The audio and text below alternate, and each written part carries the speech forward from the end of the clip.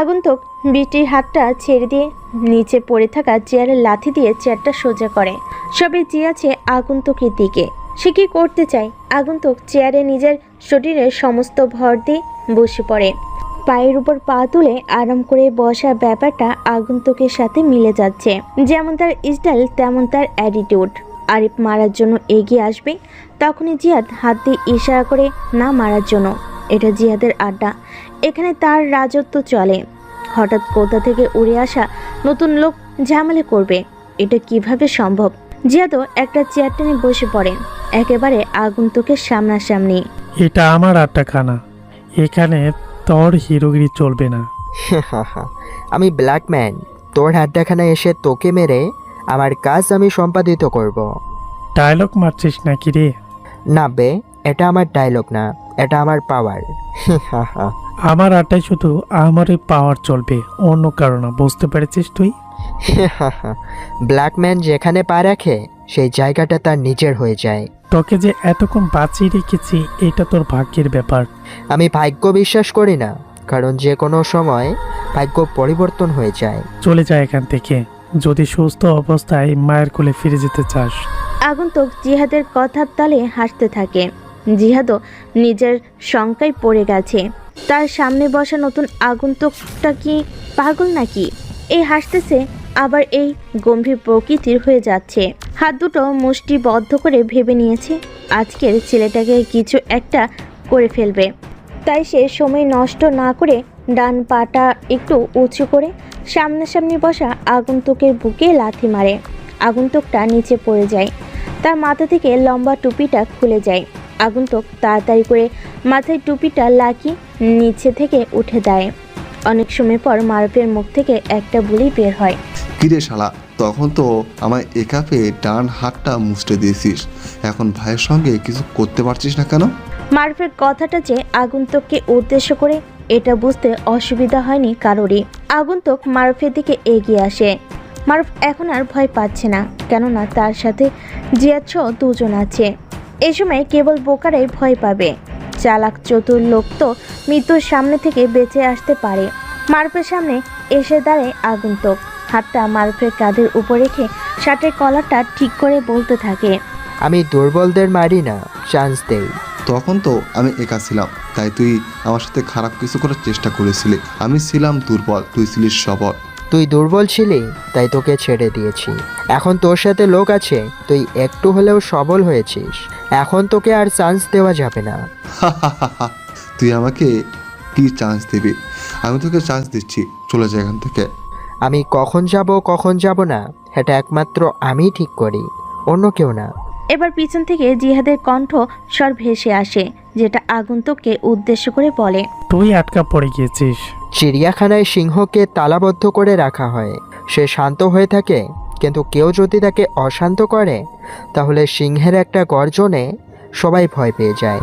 এবার তোরাই ভেবে দেখ, শান্ত সিংহকে অশান্ত করে নিজেদের মৃত্যু নিজেরা ডেকে আনবি কিনা। কথাটা শোনা মাত্রই মারুফ তার বাম হাতে আগন্তুককে ধাক্কা দিতে থাকে আর বলতে থাকে, সিংহকে অশান্ত করলে কি হবে রে? আর তুই এত ডায়লগ মারছিস কেন? বৃষ্টির শরীরে প্রথমে কে হাত দিয়েছিস? মারুফ ধাক্কা দেওয়া বন্ধ করে দেয় আগন্তুকের কথাটা শোনার সাথে সাথেই, কেননা আগন্তুক কথাটা বলার সময় তার কণ্ঠটা কেমন যেন করে ফেলেছে। এমন কণ্ঠ যে মানুষের জন্য বিপদ ডেকে আনে। মারুফ নির্ভয়ে আগন্তুককে বলতে থাকে, আমি দিয়েছি বৃষ্টির শরীরে প্রথম হাত, তাও আবার খুব খারাপ একটা জায়গায়। মারুফের মুখ থেকে কথাটা বের হওয়ার সাথে সাথেই একটা গুলি করার শব্দ হয়। সবাই হালকা কেঁপে ওঠে। কথা বলার মধ্যে হঠাৎ এমন একটা শব্দ পরিবেশটা কেমন যেন করে ফেলেছে। মারুফ নিজের পেটের উপরে হাত রেখে কেমন যেন অচেতন ব্যথা অনুভব করছে। সে হাতটা চোখের সামনে নিয়ে আসলেই দেখতে পাই তার হাত দুটো লাল রক্তে লেপ্টে আছে। সে আগন্তুকের হাতের দিকে তাকায়। আগন্তুকের ডান হাতে 9mm এর কালো পিস্তলটা রয়েছে। মারুফ চিৎকার দিয়ে নিচে পড়ে যায়। এটা দেখে জিহাদ মারুফের দিকে এগিয়ে আসে। মারুফ কাঁপা কাঁপা গলায় বলতে থাকে, ভাই, এই শালা মাদারচোদ আমাকে গুলি করে দিয়েছে। আবারও গুলি করার আওয়াজে কেঁপে ওঠে ছোট্ট কক্ষটা। এবার একটা না, দুইটা গুলির শব্দ। এমন শব্দ যেন সেই 1971-এর যুদ্ধের কথা মনে করিয়ে দেয়। জিহাদ মারুফকে ছেড়ে পিছনের দিকে তাকায়। আরিফ আর ইউসুফ নিচে পড়ে আছে, তাদের শরীর থেকে রক্ত বের হচ্ছে। এটা দেখে এবার সত্যি সত্যি জিহাদ ভয় পেয়ে গেছে। জিহাদের পাশ থেকে মারুফ কাপা কাপা গলায় বলে, জিয়াদ ভাই, আপনি বাঘের কাছে বন্ধু হয়ে গেছেন, চাইলেও আর বাঁচতে পারবেন না। মারুফের শ্বাস আস্তে আস্তে বন্ধ হতে থাকে। জিহাদ বসা থেকে উঠে দাঁড়ায়। কোমরের কভার পয়েন্ট থেকে একটা পিস্তল বের করে আগন্তুককে উদ্দেশ্য করে গুলি করতে যাবে। এর আগে আগন্তুকটা জিহাদের ডান হাতে গুলি চালায়। জিহাদের হাত থেকে পিস্তলটা নিচে পড়ে যায়। নিচে পড়ে থাকা পিস্তলটা দৌড়ে এসে বৃষ্টির হাতে নেয়। আগন্তুক শব্দ করে হেসে চেয়ারে যেয়ে বসে। বৃষ্টিও তার ব্যতিক্রম করলো না, একটা চেয়ার টেনে বসে। জিহাদ অবাক হয়ে তাকিয়ে আছে বৃষ্টির দিকে। মেয়েটাকে এখন থেকে কেমন যেন অচেনা অচেনা লাগছে। জিহাদের এমন চাহনি দেখে বৃষ্টি মুচকি হেসে বলে, কিরে জেহাদ, আমায় দিকে অবাক হচ্ছিস মনে হয়। সত্যি তোকে দেখে এখন মনে হচ্ছে না তুই আমার সাথে বিছানায় রাত এই সম্পর্কে তোর মুখ থেকে আর একটা কথা শুনলে আমার হাতের পিস্তলের সবগুলো বুলেট তোর মুখে ভরে দেব। সত্যি করে বলতে তুই কে? কেন রে, আমায় চিনতে পারছিস না? আমি বৃষ্টি। কিন্তু এখন তোকে কেউ বৃষ্টি বলবে না। মানুষের বাইরের আচরণ দেখে মানুষ বিচার করতে নেই। যে এটা করে সে পৃথিবীর সবচেয়ে বড় বোকালো। আগন্তুক এবার বসা থেকে উঠে দাঁড়ায়। একটু এগিয়ে জিহাদের সামনে দাঁড়িয়ে বলে, তোকে বলেছিলাম আমি যেই শহরে পা রাখি সেই শহরটা আমার হয়ে যায়। তোর মতো পাতিমাস্তান আমার কিছুই করতে পারবে না। জিহাদ মাথাটা নিচু করে রাখে। আগন্তুকের কথাটা কেমন যেন তার কলিজায় যেয়ে লেগেছে। জিহাদ মনে মনে একটা প্রতিজ্ঞা করে নেয়, যেভাবে হোক সে আগন্তুকটাকে মারবে। আজ যদি আমি বেঁচে যাই তাহলে তোর কপালে খুব খারাপ কিছু লেখা আছে। যা, তোকে আজ মারবো না, ছাড় দিলাম। তবে মনে রাখিস, এই শহরের অলিতে গলিতে তোকে দৌড়ে দৌড়ে আমি মারবো। আজকে সময়টা তোর ছিল, তাই আমার এই অবস্থা। আগামীকালকে সময়টা আবার আমারই থাকবে। সময় এমনিতেই কারো হয় না, সময়টা তৈরি করে নিতে হয়। আমি দোয়া করি আগামী সময়টা তোরই যেন হয়, কেননা তোর সময় তোকে মেরে আমি বড় হব। পিছনের দিকে হাঁটা দেয় আগন্তুক। বৃষ্টিও বসা থেকে উঠে দাঁড়িয়ে আগন্তুকের পিছনে পিছনে যেতে থাকে। যার ডান হাতটা চেপে ধরে ডান হাতটা বেয়ে তাজা রক্তগুলো পড়তে থাকে। আগন্তুক দরজার তালায় একটা গুলি করে তালাটা খুলে যায়। সে আর বৃষ্টি বেরিয়ে পড়ে জিহাদের কাছে ফ্যাক্টরি থেকে। রাত 12:50।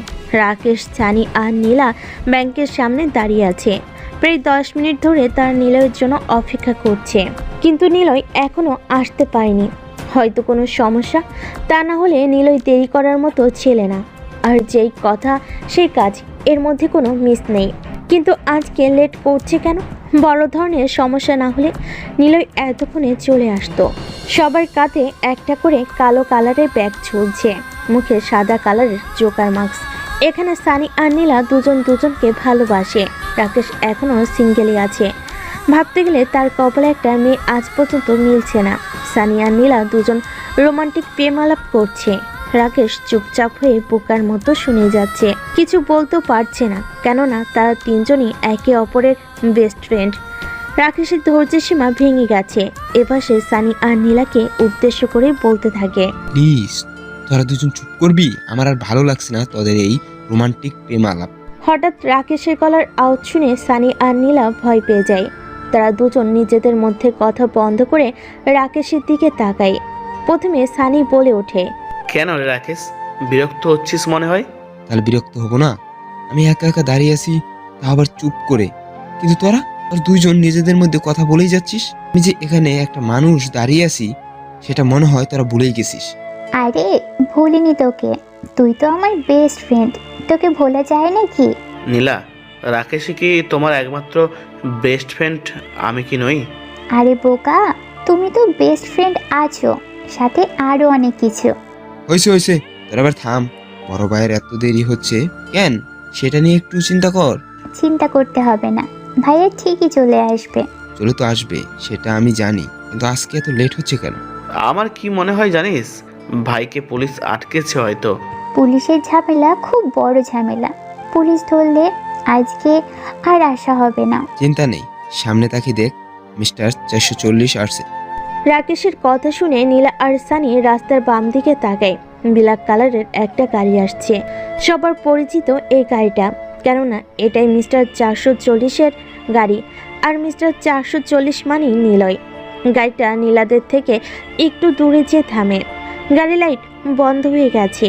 ভিতর থেকে একটা লোক নেমে আসে, সামনের দিকে অগ্রসর হয়ে নীলাদের সামনে দাঁড়িয়ে বলে, 1667205 কোড নাম্বার, হ্যাকার টিম।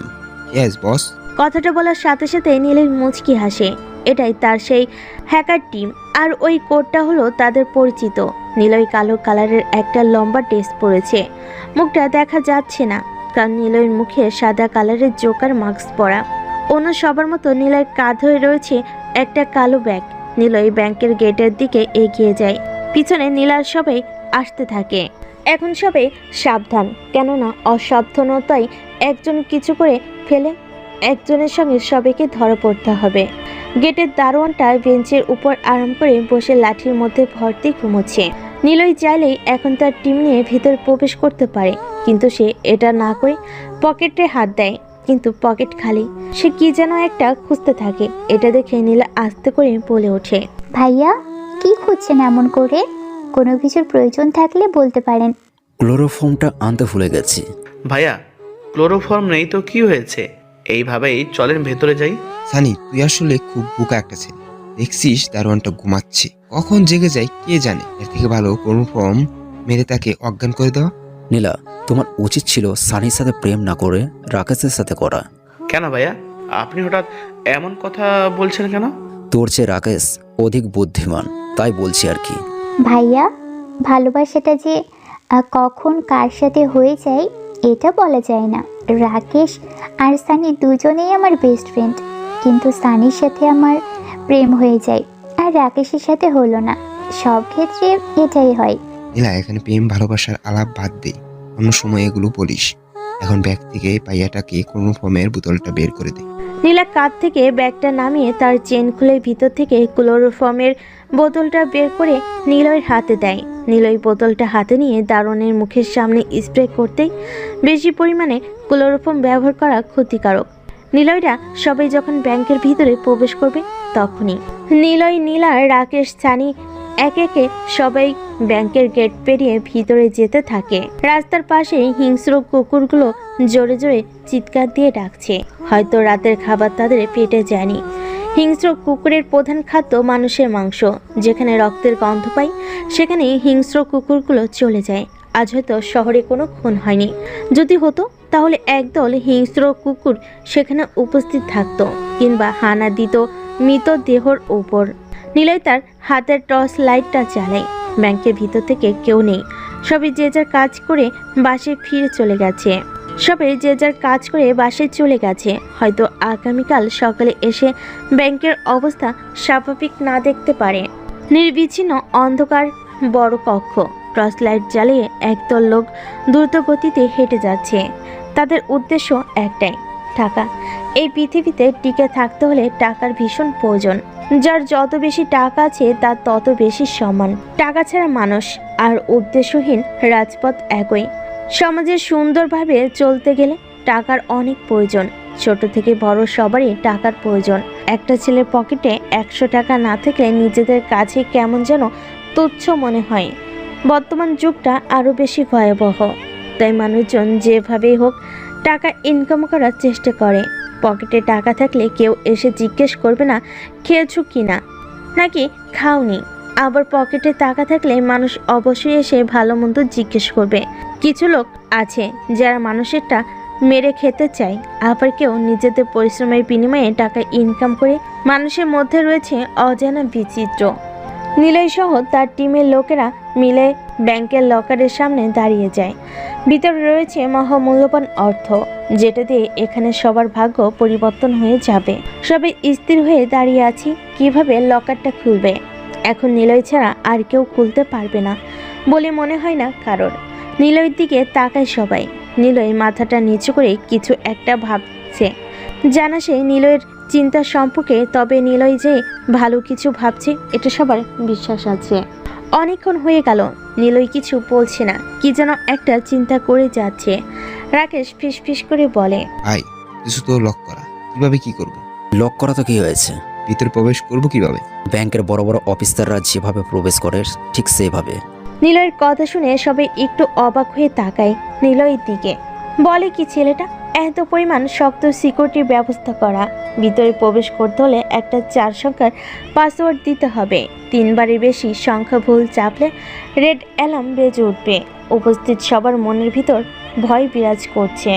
ভাইয়া, এখানে তো শক্ত সিকিউরিটির ব্যবস্থা করা। 4 সংখ্যার একটা শক্ত পাসওয়ার্ড দিলে তারপর ভিতরে প্রবেশ করতে পারবো। পাসওয়ার্ড? খুব শক্ত পাসওয়ার্ড তাই তো? আচ্ছা, কেউ পাসওয়ার্ডটা লেখ, আমি বলছি। ভাইয়া, একটা কথা জিজ্ঞেস করার ছিল আপনাকে। এই সানি, কি হচ্ছেটা কি? এমন একটা গুরুত্বপূর্ণ মুহূর্তে তোর প্রশ্ন করতে মনে হচ্ছে। রাকেশ, তুই চুপ কর, সানিকে জিজ্ঞেস করতে দে, আমি উত্তর দিচ্ছি, সমস্যা নেই। ভাইয়া, প্রশ্নটা এটাই যে আপনি পাসওয়ার্ডটা জানলেন কিভাবে? সানি, আমি আমার সবকিছু মানুষের কাছ থেকে লুকিয়ে রাখি। পাসওয়ার্ড জানা আমার জন্য কোনো ব্যাপার না। ভাইয়া, আপনি সানির কথা বাদ দিন। পাসওয়ার্ডটা তাড়াতাড়ি বলুন, হাতে সময় খুব কম। পাসওয়ার্ড লেখ 2619। নীলার কথা মতো নীলা অনেক সাবধানতার সাথে পাসওয়ার্ডটা লিখে সবাই তাকিয়ে আছে লকারের দিকে। কিন্তু দুঃখের বিষয় এটাই যে পাসওয়ার্ডটা ইনকারেক্ট দেখাচ্ছে। আবার চেষ্টা করার জন্য বলছে। নীলা নিলয়ের দিকে তাকিয়ে বলে, পাসওয়ার্ডটা ভুল দেখাচ্ছে ভাইয়া, সঠিক পাসওয়ার্ডটা দয়া করে বলুন। নিলয় আবারও পাসওয়ার্ডটা বলে। এটা দিয়ে দেখতো, 8721। নীলা আবারও নিলয়ের বলা পাসওয়ার্ডটা দিল, কিন্তু আবারও আগের অবস্থা, পাসওয়ার্ড ভুল। স্ক্রিনের উপর ভেসে উঠছে, please try again, one more. সবার বুক ধক করে ওঠে। আর একবার চান্স আছে, সেটাও লাস্ট চান্স। মাঝপথে এসে এমন কিছু হবে কেউ ভাবতেই পারেনি। নীলা পিছিয়ে আসে, তার বুকের ভিতর ধুকপুক ধুকপুক করছে। এখনই মনে হয় আত্মাটা বেরিয়ে আসবে। পরে চান্সের সঠিক পাসওয়ার্ড না দিতে পারলে অ্যালার্ম বেজে উঠবে, আর ব্যাংকের সব সিকিউরিটি গার্ডরা এখানে এসে উপস্থিত হবে। কেউ কিছু বুঝতে পারছে না এখন কি হবে। লকারটা না খুলে কোনোভাবে ভিতরে প্রবেশ করা যাবে না। সবার স্বপ্ন আশা এখানে এসে যেন সমাপ্তির পথে। নিলয় সামনে এগিয়ে যায়। সবাই ভয় পেয়ে গেল। নিলয় নিজেকে ঠিক রেখেছে। নিলয় সংখ্যা টাইপ করতে গেলেই পিছন থেকে সানি বলে ওঠে, ভাই চলেন এখান থেকে চলে যাই, আমার কেমন যেন লাগছে, মনে হয় ধরা পড়ে যাব। হ্যাঁ ভাইয়া, সানি একেবারেই সত্যি কথা বলছে। চলুন চলে যাই, কোনো বিপদ হওয়ার আগেই। তোরা দুজন পাগল হয়ে গেছিস। ভাইয়া যতক্ষণ পর্যন্ত আমাদের সাথে আসে কোনো কিছু হবে না, এটা নিয়ে ভয় পাওয়ার কি আছে? দেখ রাকেশ, তুই অনেক সাহসী, তাই তুই ভাইয়ার সাথে থাক, আমি আর নীলা এখান থেকে চলে যাচ্ছি। সানি, এটা কি কোনো কথা? তোদের দুজনের একসাথে থাকবি বলে অঙ্গীকার করেছিলি, এখন সেটা ভুলে গেছিস? দেখ, আমি কিছুই বলিনি, সব মনে আছে। নীলা চল এখান থেকে। কেউ যাবি না এখান থেকে। রাকেশ, কি হচ্ছে? তুই সানি আর নীলাকে বাধা দিচ্ছিস কেন? যে চলে যাবে তাকে আটকিয়ে লাভ নেই, চলে যেতে দে। আমি আর কোনো কথা শুনতে চাই না। সবাই চুপ মেরে দাঁড়িয়ে আছে, কেউ কোনো কথা বলছে না। সানি নীলার হাতটা ধরে বাইরে আসার জন্য টান দিয়েছে, কিন্তু নীলা নিজ অবস্থান থেকে চুল পরিমাণ নড়ছে না। সানিকে হাত দিয়ে চুপচাপ দাঁড়িয়ে থাকার জন্য ইশারা করে সে। সানি চুপচাপ দাঁড়িয়ে আছে।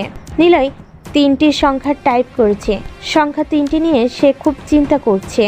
যদি কোনোভাবে ভুল ত্রুটি হয়ে যায় তাহলে তোর জীবন এখানে সমাপ্তি। কি করবে সে? কোনো কিছুই বুঝতে পারছে না। নীলয় আর কিছু না ভেবে অবশেষে চিরচেনা সেই 4 সংখ্যাটা চাপ দিল, যে সংখ্যা দিয়ে তার নিকনেম তৈরি। নীলয় যে কখনো ব্যর্থ হয় না, এটা আজকে সে প্রমাণ করে দিল। ব্যাংকের কোষাগার খুলে গেছে। সর্বপ্রথম রাকেশ ভিতরে প্রবেশ করে, তারপর নীলা। কিন্তু সানি নিজ অবস্থান থেকে নড়ছে না, এক জায়গায় স্থির হয়ে দাঁড়িয়ে আছে। নীলয় আশেপাশে তাকিয়ে চেক করে নেয় সব ঠিক আছে কিনা। সে সামনের দিকে তাকাতে দেখতে পায় সানি স্থির হয়ে দাঁড়িয়ে আছে। কি হয়েছে সানি? এমন করে মূর্তির মতো দাঁড়িয়ে আছিস কেন? ভিতরে যাওয়ার ইচ্ছে নেই? জি মানে ওই। তুই এমন করে কথা বলছিস কেন? যা বলার স্পষ্ট করে বল, হাতে সময় অতি সামান্য। সানি মাথাটা নিচু করে কিছু একটা ভেবে নিলয়ের দিকে তাকায়। অতি দূর থেকে বলে ওঠে, আপনার জন্য দাঁড়িয়েছিলাম ভাই। আমার সাথে মিথ্যা কথা বলবি না। জানি আমি তুই কিসের জন্য এখানে দাঁড়িয়ে আছিস। তাহলে সত্যিটা বলেন, কেন দাঁড়িয়ে আছি আমি? সেটা আমার থেকে তুই ভালোই জানিস। এখন ভিতরে চল। সানি কিছু বলতে যেও আর কিছু বলতে পারে না, কেননা হাতে সময় খুবই কম। ঘড়ির কাঁটা থেমে থাকবে না তাদের জন্য। সানি আর নিলয় একসাথে ভিতরে প্রবেশ করে। সবাই যার যার কপালের ফিটিং করা টর্চ লাইটগুলো জ্বালিয়ে নেয়। কোষাগারের ভিতরে টাকা আর টাকা, যে যার মতো করে ব্যাগের মধ্যে টাকাগুলো নিচ্ছে। সবাই সবার ব্যাগটা দিয়ে পূর্ণ করে ফেলেছে, কিন্তু সানি এখনো পরিপূর্ণ করতে পারেনি। সে টাকা হাতে নিয়ে দেখছে আর পাগলের মতো হেসে যাচ্ছে। ছেলেটা এমন করছে যেন এত টাকা কখনো চোখের সামনে দেখেনি। আজকে প্রথম এত টাকা চোখের সামনে দেখে পাগল প্রায় হয়ে গেছে। সানি, তুই কি পাগল হয়ে গেছিস? এমন ভাবে হাসছিস কেন? দেখ ভাই, তুই হাসি থামিয়ে টাকাগুলো ব্যাগে রাখ। যত তাড়াতাড়ি সম্ভব এখান থেকে বের হতে হবে আমাদের। ভাই, আমি সত্যি পাগল হয়ে গিয়েছে। এত টাকা নিজের চোখে যেন বিশ্বাস করতে পারছি না। তুই সত্যি পাগল একটা ছেলে। নে, এবার টাকাগুলো ব্যাগে রাখ। ভাই, আমার মনে হচ্ছে আমি স্বপ্ন দেখছি। কিছুক্ষণ পর ঘুম ভেঙে যাবে। নীলা, তুমি সানিকে বলো কথা বলা বন্ধ করে তাড়াতাড়ি কাজ করতে। আমার কিন্তু ভীষণ রাগ লাগছে। নীলা এতক্ষণ দাঁড়িয়ে দাঁড়িয়ে সানির বোকা বোকা কাহিনীগুলো দেখছিল। এখন নিলয়ের কথা শুনে সে সানির দিকে এগিয়ে যায়। হাঁটুকে বসে সানির ব্যাগে টাকার বান্ডিলগুলো রেখে পরিপূর্ণ করে। সানি ব্যাগটা কাঁধে নেয়। সবাই দাঁড়িয়ে আছে। এখন ব্যাংক থেকে বের হতে পারলেই হবে।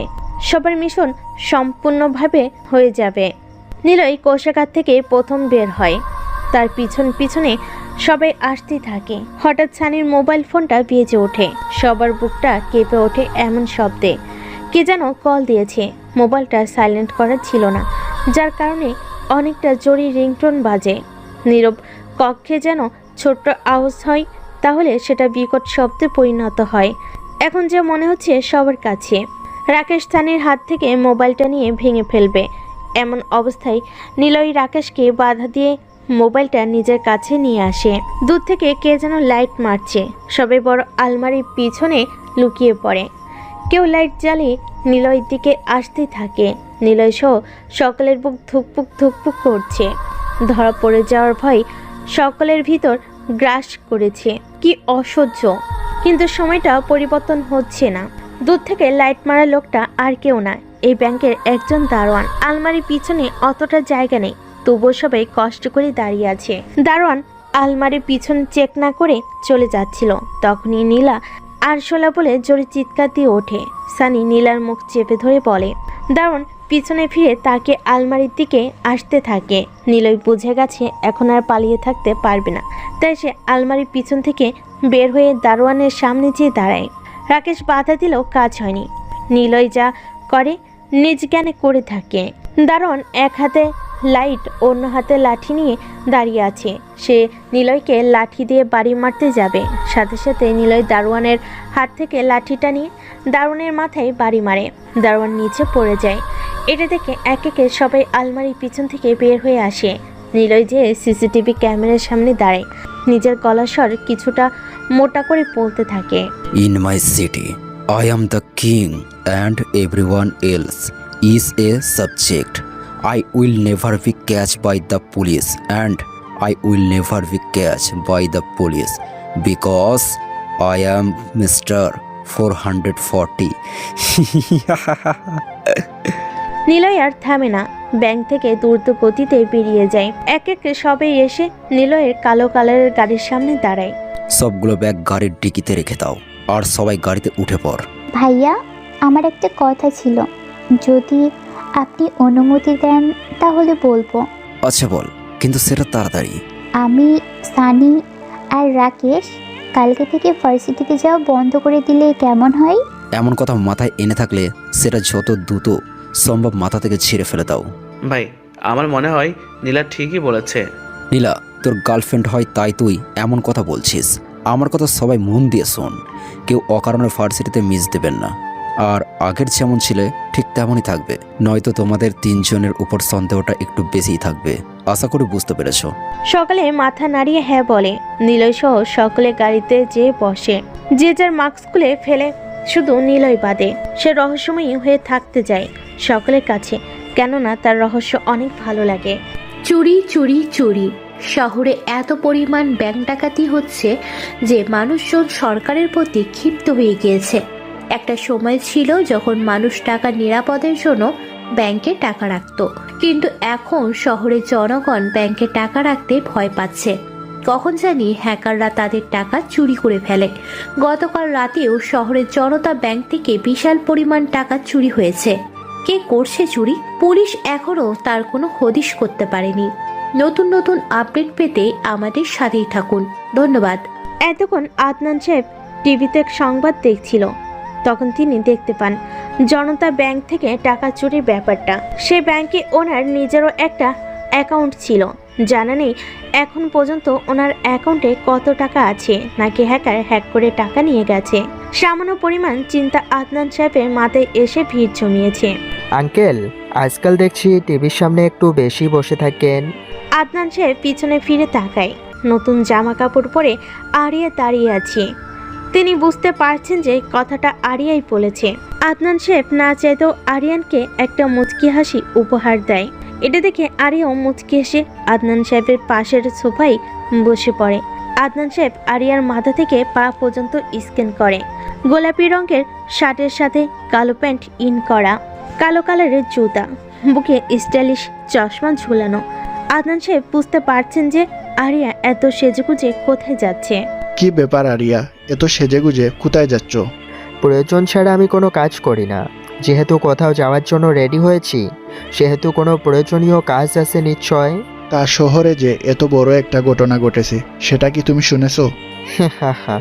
এই শহরে তো নানা ধরনের ঘটনা ঘটে থাকে, প্রতিদিন সেটা ছোট হোক বা বড়। কিন্তু আজকে আবার কি ঘটলো? ব্যাংক ডাকাতি হয়েছে, তাও আবার জনতা ব্যাংক। কি বলছেন আঙ্কেল? এটা কিভাবে হতে পারে? কি হলো, তুমি এত অস্থির হচ্ছ কেন? আঙ্কেল, জনতা ব্যাংকে আমার অনেক পরিমাণ টাকা ছিল, সেগুলার কি হবে এখন? আরিয়ার করা ব্যবহার আদনান সাহেবের কাছে কেমন যেন লাগছে। মনে হচ্ছে সে অভিনয় করছে। এই চুরিতে সে যেন সবচেয়ে বেশি খুশি হয়েছে। কিন্তু কেন, এটাই বুঝতে পারছে না আদনান সাহেব। আরিয়া বসা থেকে উঠে দাঁড়ায়। সে তার হাত ঘড়ির দিকে তাকায়। আদনান সাহেবের সাথে কথা বলে 2 মিনিট সময় নষ্ট হয়েছে তার, কিন্তু কিছু করার নেই। যার যার বাসায় শেষে যেতে থাকে। সাথে বাসে কথা বলে 2 মিনিট সময় নষ্ট হলো, এটা কোনো দোষের ব্যাপার না। আঙ্কেল, আপনার সাথে এখন কথা বলতে পারবো না, তার জন্য দুঃখিত। কেননা সবাই আমার জন্য অপেক্ষা করছে। বেঁচে থাকলে সন্ধ্যায় একসাথে কথা হবে। কথাটা বলে আরিয়া তার স্থানটা ত্যাগ করে আর আদনান সাহেব আরিয়ার যাওয়ার দিকে রহস্যময় দৃষ্টিতে তাকিয়ে আছে। সময় দুপুর 12টা। নিলয় বাস টার্মিনালে দাঁড়িয়ে কারোর জন্য অপেক্ষা করছে। তার কাঁধে স্টুডেন্ট ব্যাগ, কিন্তু হাতে কিছু গুরুত্বপূর্ণ ফাইল রয়েছে। নিলয়ের জামা কাপড় দেখে সবাই তার থেকে যতটা সম্ভব দূরে দূরে থাকার চেষ্টা করছে। এটা দেখে নিলয় মুচকি হাসে। পৃথিবীটা কেমন যেন, একজন গরিব অন্য আরেকজন গরিবকে দেখে হিংসা করে। নিলয়ের সামনে দিয়ে কয়েকটা বাস চলে গেছে, কিন্তু সে বাসে উঠছে না। আশেপাশে কিছু লোক বলাবলি করছে। ছেলেটা এমন করে দাঁড়িয়ে আছে কেন? নিলয় কারোর কথা কানে নেয় না, কারণ সে জানে মানুষ কত কথাই বলবে, ভালো কথা কেউ বলবে না, সবাই খারাপ কথাই বলবে। শিক্ষামূলক কথা মানুষ কমিয়ে বলে। দীর্ঘক্ষণ দাঁড়িয়ে থাকতে থাকতে নিলয়ের পা ব্যথা হয়ে গেছে। যার আসার কথা ছিল সে এখনো এসে পৌঁছায়নি। নিলয় বিরক্তবোধ করছে দাঁড়িয়ে থাকতে থাকতে, কিন্তু আর কিছু করার নেই। নিলয়ের কাছে একটা ফাইল রয়েছে, যা দেওয়ার জন্যই মূলত সে এখানে দাঁড়িয়েছে। নিলয়ের পকেটে থাকা মোবাইল ফোনটা শব্দ করে বেজে ওঠে। কেউ কল দিয়েছে। সে আশেপাশে তাকিয়ে দেখে লোকজন তার দিকে কেমন দৃষ্টিতে তাকিয়ে আছে। নিলয় বুঝতে পারছে সকলের তাকানোর কি কারণ। নিলয় পকেট থেকে মোবাইল ফোনটা বের করে হাতে নেয়। লোকজনের তাকানোর কারণ এই মোবাইলটা অনেক পুরনো বাটন মোবাইল নিলয়ের হাতে। আধুনিক যুগে কেউ বাটন ফোন ইউজ করে না। উন্নত দেশের উন্নত জনগণেরা আধুনিক মোবাইল ফোন ব্যবহার করে। নিলয় কলটা রিসিভ করে ফোনটা কানে লাগায়। ওই পাশ থেকে কেউ একজন বলে ওঠে, আমি মানুষকে অপেক্ষা করাতে ভালোবাসি। আমি অপেক্ষা করতে ভালোবাসি। এখনো বাস টার্মিনালে দাঁড়িয়ে আমার জন্য অপেক্ষা করছো? আমি জানি তুমি এখানে আসবে না। কিভাবে বুঝলে আমি এখানে আসবো না? বুঝাই চাই তোমার রহস্যময় কথা শুনে, কিন্তু তুমি একটা কথা মনোযোগ দিয়ে শোনো। রহস্যময় শহরের বাদশা কিন্তু আমি। চলে এসো তোমার ক্যাম্পাসে। এতক্ষণ তুমি আমার জন্য অপেক্ষা করেছো, এখন আমি না হয় তোমার জন্য অপেক্ষা করব। নিলয় কথা কম বলতে পছন্দ করে, তাই সে কলটা কেটে দিয়ে দাঁড়িয়ে থাকা বাসে উঠে পড়ে। বাসটা তার ভার্সিটির সামনের রাস্তা দিয়ে যাবে, সে সহজে ক্যাম্পাসে যেতে পারবে। বাসের সবগুলো সিট পুরো ফুল আছে। নিলয়কে এখানে দাঁড়িয়ে দাঁড়িয়ে যেতে হবে পুরোটা রাস্তা। নিলয় বাস কন্ডাক্টরকে জিজ্ঞেস করে, দাদা, এখান থেকে ঢাকা বিশ্ববিদ্যালয় যেতে কত সময় লাগতে পারে? নিলয়ের কথার জবাবে বাস কন্ডাক্টর মুখে কিছু না বলে হাত দিয়ে 3 ইশারা করে। নিলয় চিন্তা করে 3 দিয়ে কি বোঝানো হচ্ছে তাকে। 3 ঘন্টা নাকি 30 মিনিট, নিলয় ধারণা করেনি 30 মিনিট। বাস নিজ গতিতে চলতে থাকে আর নিতা তার জীবনের কিছু সত্য মনে করতে থাকে। যখন নিলয়ের বয়স 15, তখন তার সাথে একটা ছেলে পরিচয় হয় যার নাম ছিল রবিন। দিনের বেশিরভাগ সময় পার করত। একসময় তাদের মধ্যে বন্ধুত্বপূর্ণ সম্পর্ক গড়ে ওঠে। সময় ভালোই যাচ্ছিল দুজনে, কিন্তু হঠাৎ করে নিলয়ের জীবনে একটা মেয়ে চলে আসে। তখন নিলয়ের বয়স 20 চলে। কলেজ জীবনে প্রেমগুলো সাধারণত যেমন হয় ঠিক তেমনই প্রেম নিলয়ের সাথে হয়। মেয়েটার নাম ছিল আলপনা। দেখতে যেমন সুন্দরী, ঠিক তার ব্যবহারটাও মন কাড়ার মতো। নিলয় আলপনাকে মনে মনে ভালোবাসতো, কিন্তু সামনে যেয়ে বলার সাহস তার হয়নি। কিন্তু হঠাৎ একদিন এমন একটা ঘটনা ঘটে যা দেখার জন্য নিলয় মোটো প্রস্তুত ছিল না। ড্রাইভার বাস ব্রেক করাতে নিলয় হালকা ঝুঁকে পড়ে। কাঁধে ব্যাগ আর হাতে ফাইল নিয়ে দাঁড়িয়ে থাকতে নিলয়ের প্রচুর পরিমাণে অসুবিধা হচ্ছিল, কিন্তু সে চাইলেই বসতে পারবে না। আপনি দাঁড়িয়ে না থেকে এখানে আমার পাশে এসে বসতে পারেন। বাসের মধ্যবর্তী সিট থেকে মেয়েলি কণ্ঠে কেউ কথাটা বলে নিলয়ের কাছে যেয়ে দাঁড়ায়। নিলয়ের কণ্ঠটা বেশ পরিচিত মনে হচ্ছে, সে আগে অনেকবার কণ্ঠটা শুনেছে। নিলয়ের সামনে থেকে পিছনে তাকায় সে ছাড়া অন্য কেউ দাঁড়িয়ে নেই। তার মানে যে কথাটা বলেছে সে নিলয়কে উদ্দেশ্য করেই বলেছে। নিলয় হাত ঘড়ির দিকে তাকায়। ক্যাম্পাসে পৌঁছাতে বেশ কিছু সময় লাগবে। সে এত কথা চিন্তা না করে একটু পিছনে যে ফাঁকা সিটে বসে পড়ে। পাশের সিটে কে বসে আছে না দেখেই নিলয় চোখ থেকে চশমাটা খুলে ফেলে হাতে নেয়। এতক্ষণ দাঁড়িয়েছিলে, এখন বসার সুযোগ করে দিয়েছি, আমাকে ধন্যবাদ পর্যন্ত দিলে না। কেমন ছেলে তুমি বাপু। নিলয় অতি দ্রুত চোখের চশমা লাগিয়ে পাশ ফিরে তাকায়। শারমিন ম্যাডাম বসে আছেন। এটা দেখে নিলয় বসা থেকে উঠে দাঁড়ায়। অবাক হয়ে সে শারমিন ম্যাডামকে প্রশ্ন করে, ম্যাডাম, আপনি আমাকে দেখে এভাবে দাঁড়িয়ে গেলে যে? তো কি করব? আপনি এই বাসে কেন? বসে কথা বলো, এভাবে দাঁড়িয়ে না থেকে। নিলয় আর দাঁড়িয়ে না থেকে সিটে বসে পড়ে। তা তুমি এই বাসে কি করো? তোমার তো এখানে থাকার কথা না। আমার তো একই প্রশ্ন, আপনি এই বাসে কি করছেন? আমার কাজ ছিল তাই এই বাসে, কিন্তু তোমার কি প্রয়োজন ছিল? আমারও কাজ ছিল। আজকাল তোমার বেশ নাম ডাক শুনছি। আমার মতো ছেলের আবার নাম ডাক, এটা শুধু অবাস্তবেই সম্ভব, বাস্তবে নয়। সেটা তো আমি বেশ ভালোই জানি। নিলয় চুপ হয়ে যায়। তার ভীষণ মাথা ব্যথা করছে, এখন চুপ থাকাই শ্রেয়। নিলয় মাথাটা বাসের সিটে হেলিয়ে দিয়ে ভাবতে থাকে। নিলয় বাসা থেকে বের হয়েছে আজকে কলেজ ক্যাম্পাসে যে প্রথমে সকলের সামনে আলপনাকে তার ভালোবাসার কথা জানাবে। নিলয় সবসময় আনস্মার্ট হয়ে থাকতে পছন্দ করে। রাজভান্ডার কম নয় নিলয়ের কাছে, তবু সে কম দামি পোশাক পরতে ভালোবাসে। আর বোকার মতো থাকা এটা তার জন্মগত অভ্যাস। নিলয় আজকে বেশ একটা দামি পোশাক পরিধান করেছে। কলেজের পাশে একটা ফুলের দোকান রয়েছে। নিলয় দোকান থেকে তরতাজা কিছু গোলাপ ফুল কিনে নিয়েছে। তার বাম হাতে গোলাপ ফুলের ছোট্ট তোড়া। সে এটা নিয়ে ক্যাম্পাসে প্রবেশ করেছে। সকল স্টুডেন্ট নিলয়কে দেখার জন্য বেশ অবাক হয়েছে বটে, কেননা নিলয় যে আজকে দামি পোশাক পরে এসেছে। নিলয় তাকে আলপনাদের আড্ডায় সেখানে বসে প্রতিদিন আলপনা তার বান্ধবীদের সাথে আড্ডা দিতে থাকে। আর নিলয় দূর থেকে আলপনার মায়াবী মুখখানা দেখতে থাকে। নিলয় এটা ভেবে মুচকি হাসে, যে ছেলে মেয়ে মানুষ দেখলে 10 হাত দূরে থাকতো, সেই ছেলে কিভাবে অচেনা একটি মেয়ের প্রেমে পড়েছে। নিলয় গাছতলে যেয়ে বসে। এখান থেকে কলেজে প্রবেশ করার গেটটা খুব ভালো করে দেখা যাচ্ছে। নিলয় তাকিয়ে আছে গেটটার দিকে। কখন যে ভালোবাসার মানুষ কলেজ ড্রেস পরা অবস্থায় প্রবেশ করবে। নিলয়ের পকেট থাকা মোবাইল ফোনটা বেজে ওঠে। সে মোবাইল ফোন পকেট থেকে বের করতে হাতে নেয়। মেসেজ এসেছে। কোনো অ্যাকাউন্ট থেকে 50 লক্ষ টাকা নিলয়ের অ্যাকাউন্টে এসে জমা হয়েছে। নিলয় মুচকি হাসে মেসেজটা দেখে। গতকাল রাতে সে ডাক ওয়েবসাইটে প্রবেশ করেছিল। নিলয়ের অপেক্ষার অবসান ঘটিয়ে কলেজ গেট দিয়ে একটা বাইক প্রবেশ করে। বাইকটা কার সেটা নিলয় বেশ ভালো করেই জানে, কারণ বাইকটা তার প্রাণপ্রিয় বন্ধু রবিনের। নিলয় লক্ষ্য করল রবিনের বাইকের পিছনের সিটে একজন মেয়ে বসে আছে। মেয়েটার লম্বা চুলগুলোর জন্য চেহারাটা বোঝা যাচ্ছে না। নিলয়ের সামনে এসে রবিন বাইকটা থামায়। বাইক থেকে পিছনের বসা মেয়েটা নেমে দাঁড়ায়, সাথে রবিনও নামে। মেয়েটার চুলগুলো ঠিক করলে নিলয় দেখতে পায় যে মেয়েটা আর কেউ নয়, বরং আলপনা নিজেই। নিলয় কিছু বলতে যাবে, এর আগে রবিন নিলয়কে বলে ওঠে, আমি জানি নিলয়, তুই কি ভাবছিস যে আমার বাইকের পিছনে বসা মেয়েটাকে? চল তাহলে পরিচয় করিয়ে দেয়। এটা হলো আলপনা, তোর ভাবি। কথাটা শোনা মাত্রই নীলা বসা থেকে উঠে দাঁড়ায় আর আগন্তুককে প্রশ্ন করে, ভাবি মানে? ভাবি মানে আমার গার্লফ্রেন্ড, তোর ভাবি। বুঝতে পেরেছিস? রবিনের মুখ থেকে কথাটা শোনা মাত্রই নিলয়ের হাত থেকে ফুলের তোড়াটা মাটিতে পড়ে যায়। তার মাথায় যেন সমস্ত আকাশটা ভেঙে পড়েছে।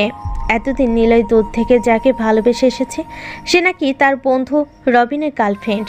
নিলয় চুপ হয়ে গেছে। রবিন নিচ থেকে ফুলের তোড়াটা হাতে নিয়ে মুচকি হেসে বলে, কি রে নিলয়, আজকে তোর ড্রেস আপ চেঞ্জ, আবার ফুলের তোড়াও সাথে, ব্যাপারটা কি বলতো? কাউকে প্রপোজ করার চিন্তায় আছিস নাকি?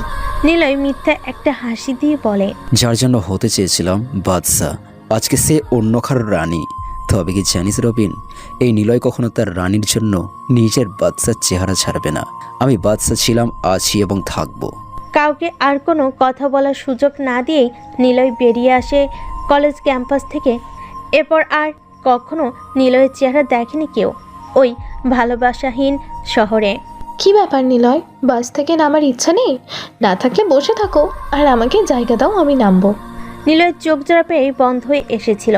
এতক্ষণ বাসের সিটে হেলান দিয়ে সে তার পিছনের জীবনের ঘটে যাওয়া কিছু ঘটনা মনে করার চেষ্টা করছিল, যেখানে শারমিন ম্যাডামের কথা শুনে সে জাগ্রত হয় আর উঠে দাঁড়িয়ে বাস থেকে নামার জন্য সে অগ্রসর হয়। নিলয়ের বাস থেমে যায়। সামনে ক্যাম্পাস। যত দূরতে যে সেই লোকটাকে ফাইলগুলো দিতে হবে, তবে নিলয়ের ঝামেলা শেষ। নিলয় দ্রুত গতিতে পা চালাতে লাগলো। তখনই সে পিছন থেকে শুনতে পায়, মানুষের উপকার করতে নেই, আমাকে একা রেখে বাস থেকে চলে এলে, এখন আবার দ্রুত পা চালিয়ে চলেও যাচ্ছ। বাহ বাহ। নিলয় না চাইতো শারমিন ম্যাডামের জন্য দাঁড়িয়ে থাকে, কিন্তু কিছু করার নেই তার। নিলয় কারোর উপকার করে না, আবার অপকারও করে না। কেননা বর্তমান যুগের মানুষ এমন হয়ে গেছে যে তারা কারোর উপকারের কথা মনে রাখে না, বরং যে উপকার করছে তার খারাপ করার চিন্তা করছে। নিলয় একটা বিষয় নিয়ে খুব ভাবছে, সেটা হলো শারমিন ম্যাডামকে নিয়ে। এই গল্পের নায়িকা কি শেষ পর্যন্ত শারমিন ম্যাডামই হবে নাকি অন্য কেউ? কিন্তু নায়ক কে? নিলয় তো শুধু হ্যাকিং করে, আর তার ইচ্ছে নায়ক নয়, ভিলেন হওয়ার। ছোট থেকে নিলয়ের স্বপ্ন সে বড় হয়ে ভিলেন হবে। নিলয়, তুমি দেখতে বোকাশোকা, কিন্তু তোমার মাথায় অনেক বুদ্ধি আছে বলতে হবে। ম্যাডাম, আমার যদি এতই বুদ্ধি থাকতো তাহলে কবে নিজের ড্রেস আপ চেঞ্জ করে নায়ক হয়ে যেতাম। নিলয়, একটা কথা মনে রাখবে, ড্রেস আপ চেঞ্জ করে ফেললেই তার আসল রূপ ধোঁয়াশা হয়ে যায় না। মানে হলো এটাই যে তুমি রহস্যময় বালক, তুমি রহস্য ভালোবাসো, আর আমি রহস্য উন্মোচন করতে ভালোবাসি। ম্যাডাম, আজকাল দেখছি আপনি খুব রহস্যময় কথা বলছেন। আমার তো মনে হচ্ছে তোমার কাছে এই রহস্যটা অতি সামান্য, চাইলে সমাধান করে ফেলতে পারো। উত্তর তোমার সন্নিকটে। নিলয় আর শারমিন ম্যাডাম একসাথে ক্যাম্পাসে প্রবেশ করেছে। এটা নতুন নয় সবার কাছে। এমন অনেকবার হয়েছে যে নিলয় আর ম্যাম একসাথে এসেছে। নিলয় গুটি গুটি পায়ে এগোচ্ছে আর আশেপাশে তাকাচ্ছে, কাউকে খুঁজে পাচ্ছে না, কিন্তু বলে, তুমি যাকে খুঁজতেছো সে এখন এখানে নেই, পূর্ব পাশে পুকুর পাড়ে বসে আছে। নিলয় শারমিন ম্যাডামের দিকে তার চোখের দৃষ্টি স্থির করে নিয়ে নিলয় যতবার চোখের দিক পরিবর্তন করেছে ততবার ম্যাডাম তাকে কিছু না কিছুর ব্যাপারে সাহায্য করেছে। কিন্তু আজ কেন বাস টার্মিনাল থেকে ক্যাম্পাসে এসেছে শারমিন ম্যাডাম, এটা জানলে কি করবে? নিলয়কে ভাবাচ্ছে বিষয়টা। সে চাইলেই ম্যাডামকে প্রশ্ন করতে পারে না, কেননা ম্যাডাম তার সিনিয়র। ম্যাডাম, আমি তো কাউকে খুঁজতেছি না, নিলয়, তোমার চোখ সম্বন্ধে আমার পড়া শেষ। আমি খুব ভালো করে জানি তুমি এখন কাউকে খুঁজতেছো, আর সে এখন পুকুর পাড়ে বসে আছে। কিন্তু ম্যাডাম, আপনি কিভাবে জানলেন? বললাম তো, আমি রহস্য উন্মোচন করতে ভালোবাসি। তুমি নিলয় চাইলেই আমার রহস্য উন্মোচন করতে পারবে না। যাও তুমি, আমি আসি। শারমিন ম্যাডাম নিলয়ের দিকে তাকিয়ে মুচকি একটা হাসি দিয়ে চলে যায়। নিলয় দাঁড়িয়ে না থেকে পকেট থেকে মোবাইলটা বের করে ওই লোকটাকে কল লাগায়, কিন্তু নাম্বারটা বন্ধ দেখাচ্ছে। নিলয় শারমিন ম্যাডামের কথা মতো পুকুর পাড়ের দিকে যেতে থাকে। সে ভাবছে, শারমিন ম্যাডামকে, তিনি কি সত্যি পেশায় একজন শিক্ষক নাকি ছদ্মবেশী অন্য কেউ? কিছুই বুঝতে পারছে না নিলয়, তবে সে বেশ ভালোই বুঝতে পারছে নিলয়ের অনেক পরিচয়ই প্রকাশ পেয়েছে, কিন্তু নিলয় এখনও ম্যাডামের আসল পরিচয় জানতে পারল না। নিলয় হেঁটে হেঁটে পুকুর পাড়ে এসে দাঁড়ায়। পুকুর পাড়ে লম্বা সিঁড়ির মধ্যে একজন আগন্তুক বসে বসে বাদাম খাচ্ছে। নিলয় বুঝে গেছে যে এটাই সেই লোক যার জন্য সে বাস টার্মিনালে দাঁড়িয়ে অপেক্ষা করছিল। নিলয় কয়েকটা সিঁড়ি বেয়ে নিচের দিকে নামে। সে এখন ঠিক আগন্তুকের পিছনে দাঁড়িয়ে আছে। নিলয়ের মতো মানুষও দেখছি আজকাল কষ্ট করে, এটা কি ভাবা যায়? নিলয় একটু অবাক হয়ে আগন্তুকের মুখ থেকে এমন কথা শুনে সে যেন আগন্তুকের ঠিক নিজ সিঁড়িতে বসে পড়ে। আগন্তুক নিলয়কে দেখে মুচকি হেসে কয়েকটা বাদাম তার দিকে এগিয়ে দেয়। নিলয় বাদাম নেয় না, এক এক করে ফাইলগুলো আগন্তুকের দিকে দিতে থাকে। সেই আগের নিলয় আমার সামনে বসে আছে, যে কাজ ছাড়া কিছুই বলে না, টাকা তার কাছে সব কিছু। মানুষ তার বাইরের অবস্থাকে চাইলে পরিবর্তন করতে পারে, কিন্তু ভিতরের অবস্থা আগের মতোই থেকে যায়। আমি কখন কি করি এটা তো সময়ই বলে দেয়। আমি জানি নিলয়, তুমি খুব রহস্যময়ী একজন মানুষ, কিন্তু তুমি এটা জানো না যে তোমার থেকেও বড় মাইন্ড ক্যামেরার আবির্ভাব ঘটেছে। আমি নিজের খবর ছাড়া অন্য কারো খবর রাখি না, তবে একটা কথা মনে রাখবেন, আমি যদি চাই তাহলে সবার গোপন তথ্যও প্রকাশ করে দিতে পারবো। নিলয়, তুমি বাদাম নিচ্ছ না যে? বাদামকে কি হবে? বাদাম তো বর্তমানে ভাইরাল হয়ে গিয়েছে। এখন তো মানুষ ভাত রুটি রেখে বাদাম খাওয়া শুরু করেছে। তুমিও বাদাম খাওয়ার অভ্যাস করে নাও। আমি আপনার সাথে কাজের কথা বলতে এসেছি, আর আপনি আমার সাথে মজা করছেন। যা সত্যি তাই বললাম। নিলয় তার ব্যাগ থেকে পলিথিনে মোড়ানো ছোট ছোট মেমোরি কার্ড বের করে আগন্তুকের হাতে দেয়। আগন্তুক মেমোরি কার্ডটা বের করে হাতে নিয়ে ভালো করে দেখতে থাকে। এবার সে নিলয়কে জিজ্ঞেস করে, বিষয়টা কি নিলয়? তুমি আমাকে মেমোরি কার্ড দিচ্ছ কেন? কিছু পার্সোনাল তথ্য আছে এখানে যেটা আপনার প্রয়োজন হতে পারে। কিন্তু আমার অ্যাকাউন্টে এখনো টাকা আসেনি কেন? কত টাকা চাই আপনার? 7 কোটি দিলেই হবে। এত সামান্য পরিমাণ টাকা আপনি চাইবেন, এটা আমি ভাবতে পারিনি। সে যাই হোক, আমি রুমে যেয়ে আপনার অ্যাকাউন্টে 10 কোটি টাকা পাঠিয়ে দেব। রবিন আর আলপনা কিন্তু শহরে এসেছে, বিষয়টা মাথায় রেখো। টাকার কাছে যখন বন্ধুত্ব সম্পর্কটা বিশ্বাস হয়ে যায় তখন বড্ড বেশি খারাপ লাগে। আগন্তুক ফাইলগুলো ঠিকঠাক করে হাতে নেয়, বসা থেকে উঠে দাঁড়ায়। নিলয়ও বসা থেকে উঠে দাঁড়ায়। তাদের দুজনের মধ্যে কোনো পার্থক্য নেই, পার্থক্য শুধু একটাই, সেটা হলো একজন ভালোবাসে টাকা, অন্যজন ভালোবাসে মানুষের রক্ত। নিলয়ের সাথে স্টাইলিশ একজন ছেলে হাঁটছে। বিষয়টা খুবই অবাক করার মতো, কিন্তু নিলয়ের কাছে এটা বেশ হাস্যকর। দূর থেকে শারমিন ম্যাডাম নিলয়ের দিকে তাকিয়ে মুচকি হাসি দেন। নিলয় চোখ জোড়া কিছুক্ষণের জন্য বন্ধ করে রাখে। এখন সেসব জায়গায় শুধু শারমিন ম্যাডামের সেই রহস্যময় হাসি দেখতে পাচ্ছে।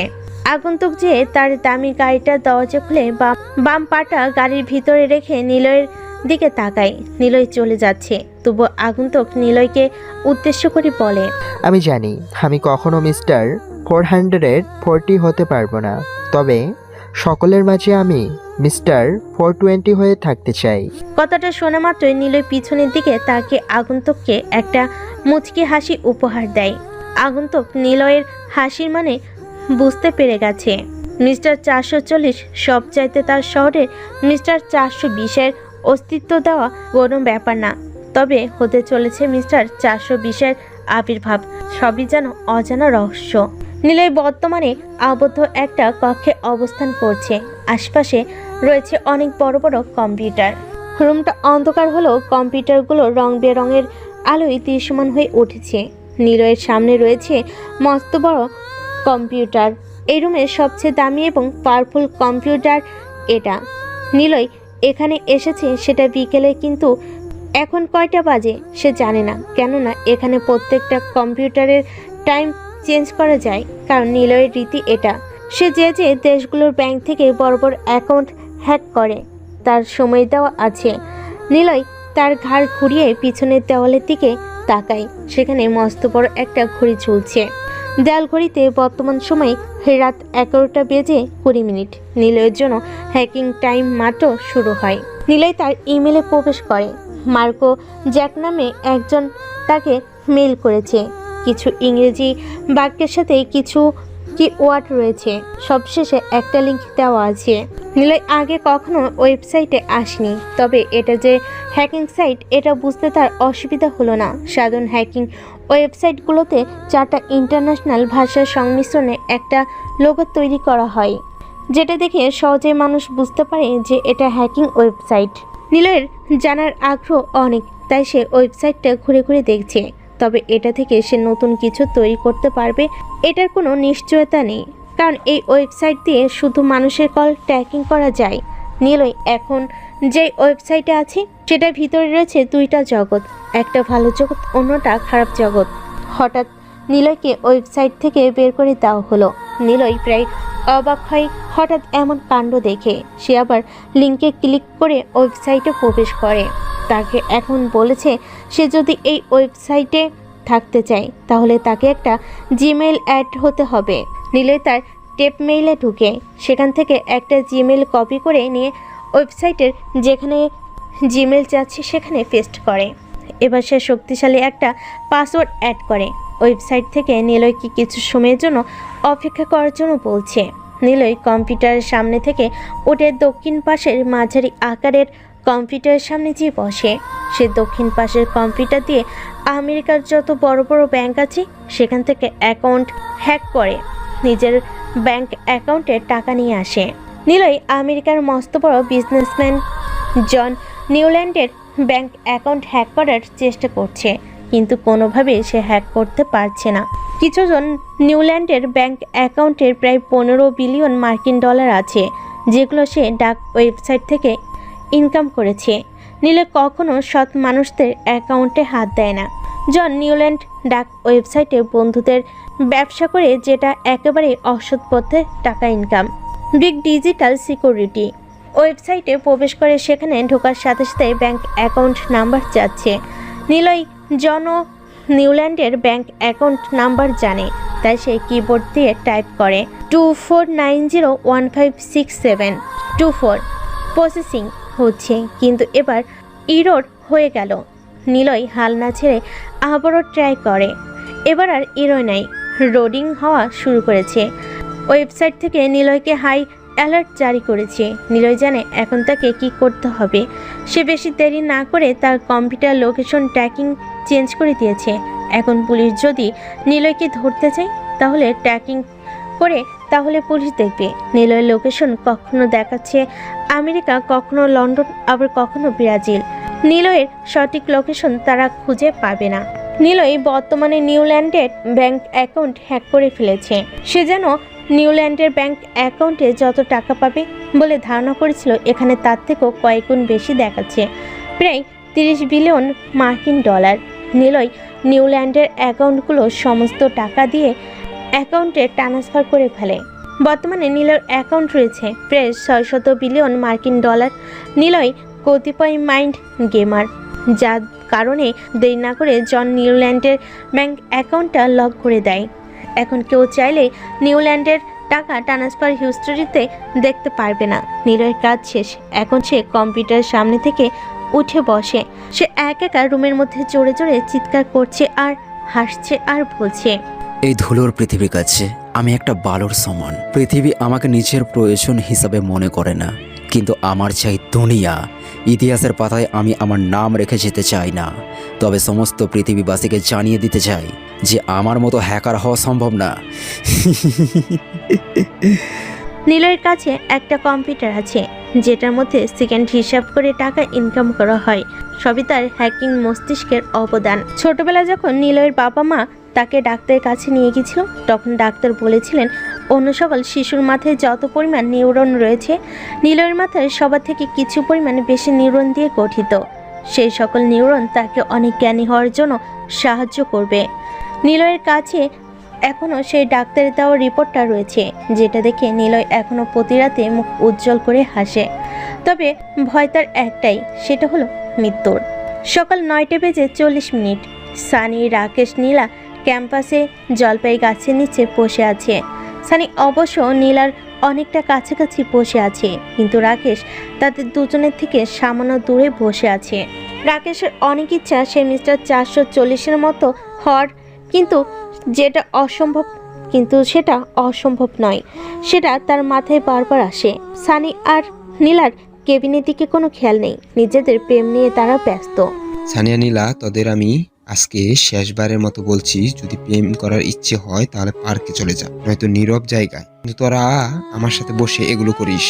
কোথায় 3 জন মিলে আড্ডা দিব তা না করে দুজনকে নিয়ে ব্যস্ত থাকিস। রাকেশের কথা শুনে সানি নীলার থেকে একটু সরে এসে রাকেশের কাঁধে হাত দেয়। রাকেশ সানির হাতটা কাঁধ থেকে নামিয়ে নেয়। রাকেশের বুকের সব সময় স্টাইলিশ একটা চশমা ঝুলে থাকে। সানি সবসময় স্মার্ট হয়ে চলাফেরা করে, নীল তো কম না। সব কিছুর মধ্যে দামি ব্র্যান্ডগুলো ব্যবহার করে। সবাই নিজেদের বেশ ভালো বুঝে। রাকেশ, তুই কি আমাদের ভালোবাসা দেখে জেলাস ফিল করিস? এটা কেমন কথা নীলা? আমাকে দেখি কি তোর এমন মনে হয়? দেখে তো এমন মনে হয় না, তবে তোর কথার ধরন কিন্তু এমনটাই বোঝায়। নীলা, তুই কি পাগল হয়ে গেছিস? তাদের দুজনে ভালোবাসা এক করার জন্য কি না করেছি, তুই এখন বলছিস আমি তোদের ভালোবাসা দেখে জেলাস ফিল করছি? বাহ বাহ। তোরা দুজন থাম এবার। আর নীলা, রাকেশ তো ঠিকই বলেছে। তাকে পাশে বসিয়ে আমরা যদি নিজের মধ্যে ব্যস্ত থাকি, তাহলে যে পাশে বসে কি শুধু এগুলোই দেখবে?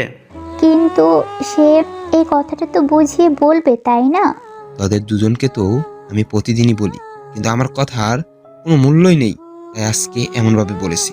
কথাটা বলেই রাকেশ বসা থেকে উঠে দাঁড়ায়। সে সামনের দিকে ডান পাটা বাড়িয়ে দিবে, সাথে সাথে সানি তার ডান হাতটা টান দিয়ে বসিয়ে দেয়। রাগ করে চলে যাচ্ছিস কেন? রাগ করার তো আমাদের। রাকেশ সানির কথার মানে বুঝতে পারছে না। যেখানে রাকেশের কথার কোনো মূল্য নেই, সেখানে রাকেশ রাগ করছে। কিন্তু সানি বলেছে রাকেশের নাকি রাগ করার কোনো মানেই নেই। রাকেশ সানির দিকে তীক্ষ্ণ দৃষ্টিতে তাকায়। রাকেশের এভাবে তাকানো দেখে সানি মুচকি এসে বলে, এভাবে তাকালে তো ভয় পাই আমি। আর তুই আমাদের প্রেম করার মাঝে ডিস্টার্ব করেছিস। তাহলে হাত ছেড়ে দে, আমি চলে যাই। আমি গেলে তো তাদের প্রেম করতে আর অসুবিধা হবে না। আরে রাকেশ, মজা করেছি, এখনো রাগ করে বসে থাকবি? আমরা তো তোর ফ্রেন্ড, আর ফ্রেন্ডের প্রতি কি রাগ করা যায়? আমি এখন বেশ বুঝতে পারছি। থাক, আর জ্ঞান দেওয়া লাগবে না। ক্যাম্পাসের গেটের দিকে তাকিয়ে দেখ কে আসছে। রাকেশ কথা শুনে সানি আর নীলা ক্যাম্পাসের গেট দিয়ে ভিতরে তাকায়। ঢিলে ঢালা পুরনো প্যান্ট, সামান্য ময়লা লেগে থাকা হলুদ একটা টি শার্ট পরে, চোখে মোটা ফ্রেমে চশমা লাগিয়ে একটা ছেলে প্রবেশ করছে। তার কাঁধে স্টুডেন্ট ব্যাগ ঝুলছে। নীলার আর সানির বুঝতে অসুবিধা হলো না যে ছেলেটা কে। আরে, এটা তো আমাদের ক্যাম্পাসের ইনোসেন্ট বয় নিলয়। চল আজকে নিলয়কে রেখ দিই। রাকেশ, তোর মাথা খারাপ হয়েছে নাকি? নিলয় যতই বোকা হোক না কেন, সে কিন্তু আমাদের সিনিয়র। সিনিয়র তো কি হয়েছে, আমরা মজা নেব আর ছেড়ে দেবো তাকে, এখানে সমস্যা নেই কোনো। সানি একেবারে ঠিক বলেছে, নিলয়কে রেখ দিলে কেউ কিছু বলবে না, আর কোনো ঝামেলা হবে না। কে বলেছে তোদের নিলয়কে র্যাক দিলে কোনো ঝামেলা হবে না? নিলয়কে র্যাক দিলে অনেক বড় ঝামেলা হবে, এটা আমি বলে দিচ্ছি। নিলয়ের মতো সাধারণ ছেলের জন্য কোনো ঝামেলা হবে না। নিলয় যদি সাধারণ কেউ না হয় তাহলে মানে না জানাই ভালো। নিলয়ের আজকে ক্যাম্পাসে আসতে মন চাচ্ছিল না, তবু সে এসেছে কোনো এক মস্ত বড় প্রয়োজনে। মানুষ নাকি নিজ প্রয়োজন ছাড়া কিছুই করে না, ঠিক তেমনি নিলয়। কিন্তু নিলয় সবার মতো হলেও তার চিন্তা চেতনা অন্যদের থেকে কিছুটা ব্যতিক্রম। পা হেলাতে হেলাতে নিলয় তার ডিপার্টমেন্টের দিকে যাচ্ছে। সে লক্ষ্য করলো জলপাই গাছের নিচে সানি, রাকেশ আর নীলা বসে আছে। এটা দেখে নিলয় মুচকি হাসে, কেননা নিলয়ের আসল পরিচয় তাদের সবার কাছে অজানা। তবে একজন। এই নিলয়, একটু এদিকে আয় তো। নিলয় সানিদের সামনে দিয়ে যাচ্ছিল। যখন সে তাদের পেরিয়ে সিঁড়িতে পা রাখবে তখনই সে পিছন থেকে কথাটা শুনতে পায়। গাছের নিচে বসা সবার গলার স্বর নিলয়ের কাছে পরিচিত। এখন যে নিলয়কে ডাক দিয়েছে সে হলো রাকেশ। নিলয় মুচকি হাসে, সে জানে এখন তার সাথে কি ঘটবে। নিলয় পিছনে ফিরে তাকায়, রাকেশ হাতে ইশারা করে তাদের দিকে যাওয়ার জন্য। নিলয় আশেপাশে তাকিয়ে গুটি গুটি পায়ে এগিয়ে রাকেশের সামনে দাঁড়ায়। সে নিজের থেকে চশমাটা ঠিক করে বলে, ভাইয়া কেন ডেকেছেন আমায়? সেটা কি এখনই বলতে হবে? আসলে ভাইয়া ক্লাসের সময় ঘনিয়ে এসেছে, যা বলার তাড়াতাড়ি বলেন। আমার কথা আগে নাকি তোমার ক্লাস আগে? ক্লাসটা আমার প্রয়োজন, কিন্তু আপনার কথা শোনাটা আমার প্রয়োজন নয়। কথার দিক দিয়ে তো তুমি বেশ স্মার্ট, কিন্তু তোমার ড্রেস আপ এত আনস্মার্ট কেন? ড্রেস আপ দেখে মানুষ বিচার করা ঠিক নয়, এটা শুধু বোকামি মাত্র। ক্যাম্পাসের একটা মেয়েকে আমার ভীষণ পছন্দ, তুমি এখন যে তার কাছে আমার প্রপোজালটা দিয়ে আসবে। এ ধরনের কাজ আমি করতে পারবো না, নিজের কাজ নিজে করবেন। নিলয়ের কথা শুনে রাকেশ বসা থেকে উঠে দাঁড়ায়। সে যে সরাসরি নিলয়ের কলার ধরে। নিলয় এটা দেখে কোথায় রাখবে, কিন্তু সে না রেগে মুচকি হেসে বলে, বনে শিকার করতে শিকারীরও যায়, আবার সিংহও যায়। কখনো কখনো শিকারী নিজেই শিকার হয়ে যায়, তাও সিংহের হাতে, কখনো বা হিংস্র প্রাণীর হাতে। কিন্তু সিংহ পুরো শিকারী জাতিটাকে ট্রেনিং দেয়। নিলয় কথাটা বলে রাকেশের হাতটা নিজ কলার থেকে ছাড়িয়ে নেয়। রাকেশও বাকিরা শুধু পোকার মতো তাকিয়ে নিলয়ের কথা শুনছিল। নিলয় নিজ চোখ থেকে চশমাটা হাতে নিয়ে সিঁড়ির দিকে অগ্রসর হয়। রাকেশ যে সানির পাশে বসে। বলেছিলাম নিলয়ের সাথে ঝামেলা করিস না। সেটা দেখতেই যতই বোকা হোক না কেন, কথাগুলো পুরো ফিল্মি স্টাইলে বলে। আজকে বিকালে নিলয়কে বুঝাবো যে আমি রাকেশ কতটা ভয়ঙ্কর প্রকৃতির মানুষ। রাকেশ, বিষয়টি এখানেই সমাপ্ত দে, পরে কিন্তু বড় কোনো ঝামেলা হলে আমি তোর সাথে থাকবো না। যত যাই হোক না কেন, আজকে নিলয়কে কথাটা শেষ করতে পারেনি রাকেশ। তার আগে তার পকেটে থাকা মোবাইল ফোনটা বেজে ওঠে। সে পকেট থেকে মোবাইলটা বের করে দেখে যে তার ইমেলে একটা মেসেজ এসেছে, তাও আবার কোনো ফেক ইমেল থেকে। রাকেশ বলে ওঠে, এসব ফেক ইমেল থেকে যে কিভাবে মেসেজ আসে বুঝতে পারছি না। আমার ইমেইলে তো ফেক আইডি থেকে মেসেজ এসেছে। আমারও একই ঘটনা। আচ্ছা রাকেশ, তুই তোর মেসেজটা পড়ে শোনা আমাদেরকে। রাকেশ মেসেজটা পড়তে শুরু করে, মানুষকে সাবধান করার আমার কাজ না, তবে তোদের তিনজনকে সাবধান করার তাই কারণ, তা হলো তোরা তিনজন আগুনে হাত দিয়েছিস। ভুলে যাস না, আগুন কিন্তু সবকিছু পুড়িয়ে ফেলে। আমি জানি তোদের সাথে মিস্টার 440 কন্টাক্ট রয়েছে, তবে আমি কাউকে ভয় পাই না। যে কাজ করেছিস সেটা যেন আর ভুলেও না হয়, এটাই first and last warning. Message পড়া শেষ করে থামে রাকেশ। সে সামান্য ভয় পেয়ে গিয়েছে মেসেজটার উপর। রাকেশ বাকি দুজনের দিকে তাকায়।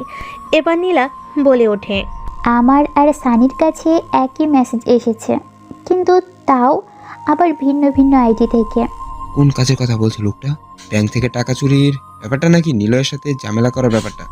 আমার মনে হয় মিস্টার 440কে বিষয়টা জানানো উচিত, তাও আবার অতি দ্রুত। ভাইয়াকে তো রাত 12টার আগে মেসেজ দেওয়া নিষেধ। আমি ভাইয়াকে বলবো, তাও রাত 12টার পরে।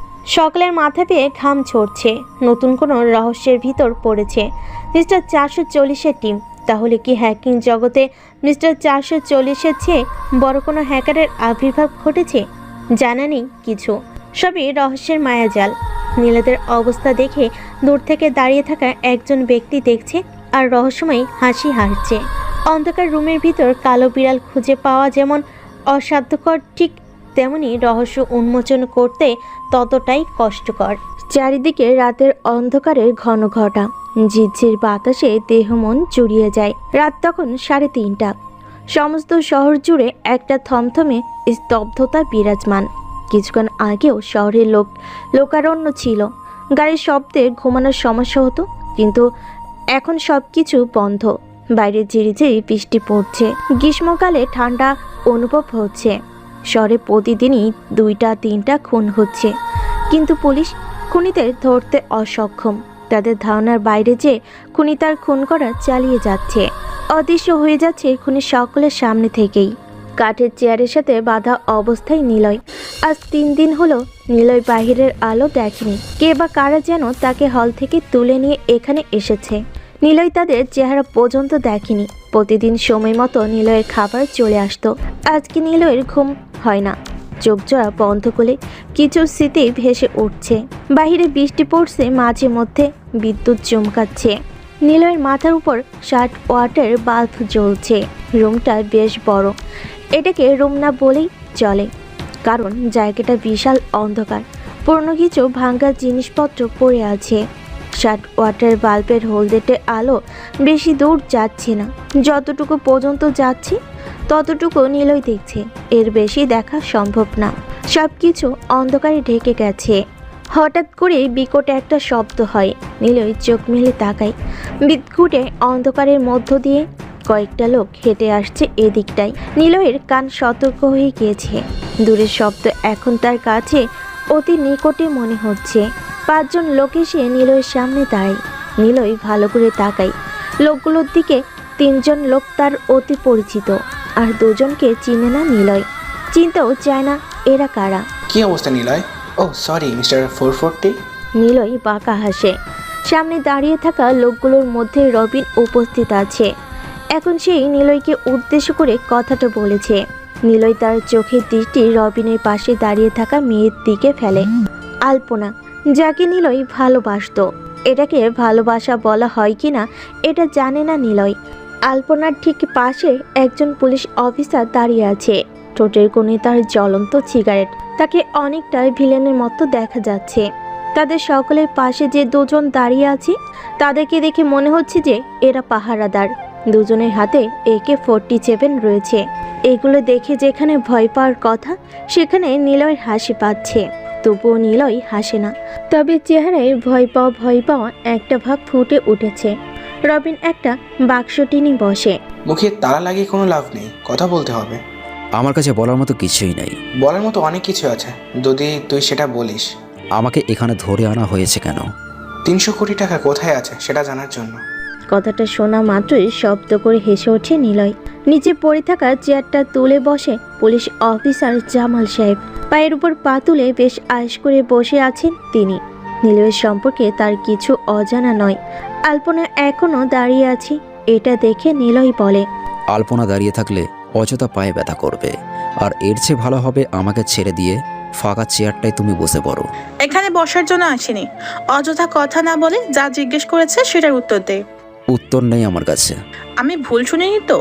নিলয়ের কাছে এমন কোনো প্রশ্ন আছে যেটার উত্তর নেই? এটাও বিশ্বাস করতে হবে আমাকে? আগের নিলয় আর এখনকার নিলয়ের মধ্যে অনেক পার্থক্য রয়েছে, যেটা বোঝার ক্ষমতা তোমাদের নেই। নিলয়, বেশি কথা বলা আমার পছন্দ না।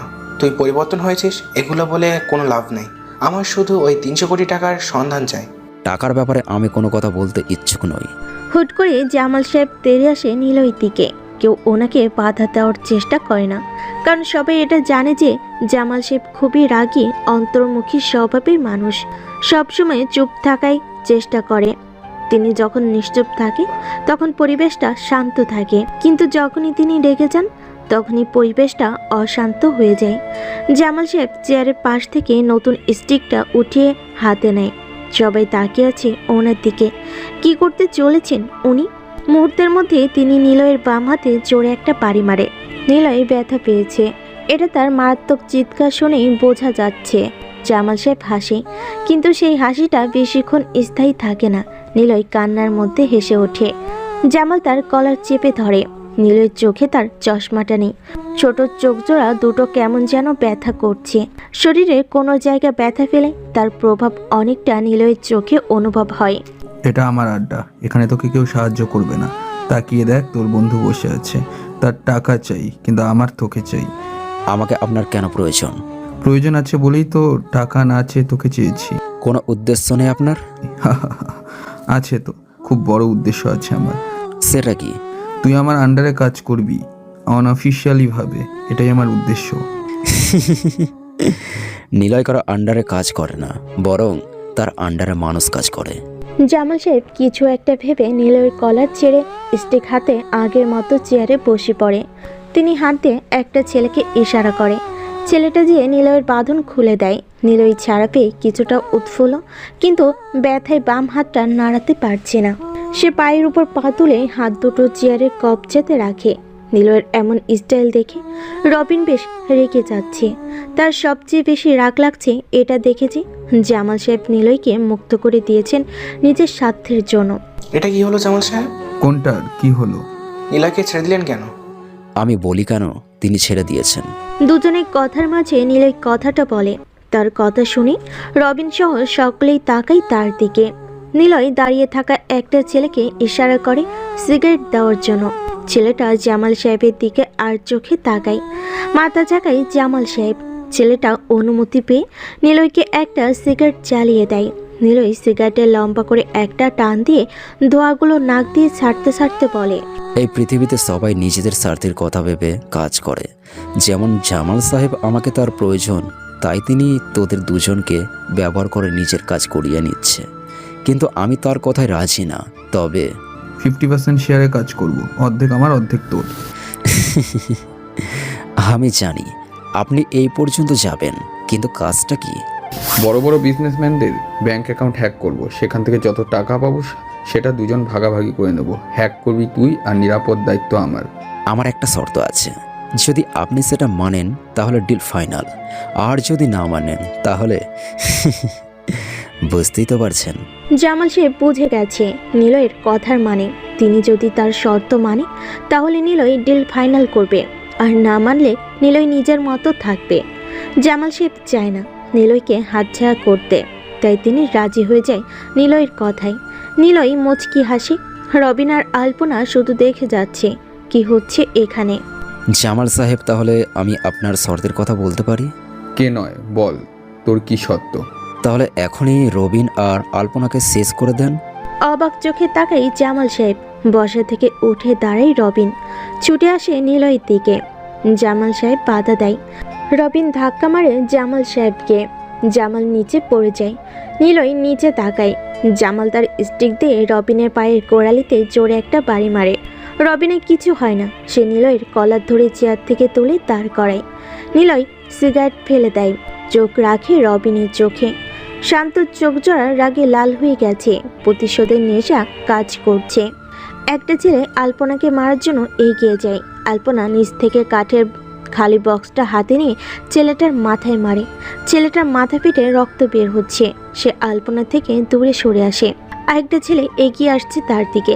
এবার আলপনা আশেপাশে তাকায়। তার থেকে সামান্য দূরে একটা লোহার রড পড়ে আছে। সে যে সেটা হাতে নেয়।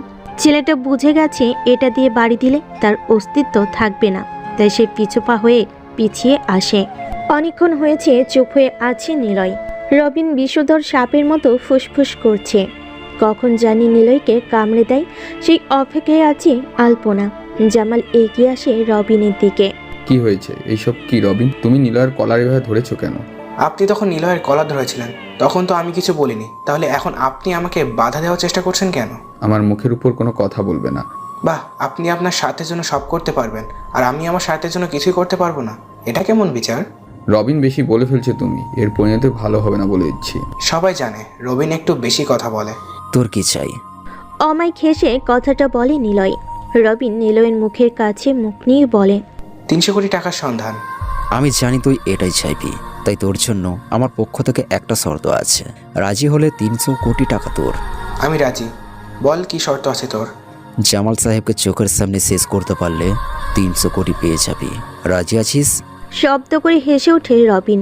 নিলয়ের কলার ছেড়ে দিয়ে জামাল সাহেবের সামনে দাঁড়িয়ে কতক্ষণ হাসে রবিন। জামাল সাহেব রাগী কণ্ঠে নিলয়ের উদ্দেশ্যে বলে ওঠে, নিলয়, তুই কি আমাদের সাথে গেম খেলছিস? আপনার এমন কথা কেন মনে হলো? তার কারণ অবশ্য তোকে বলে দিতে হবে না।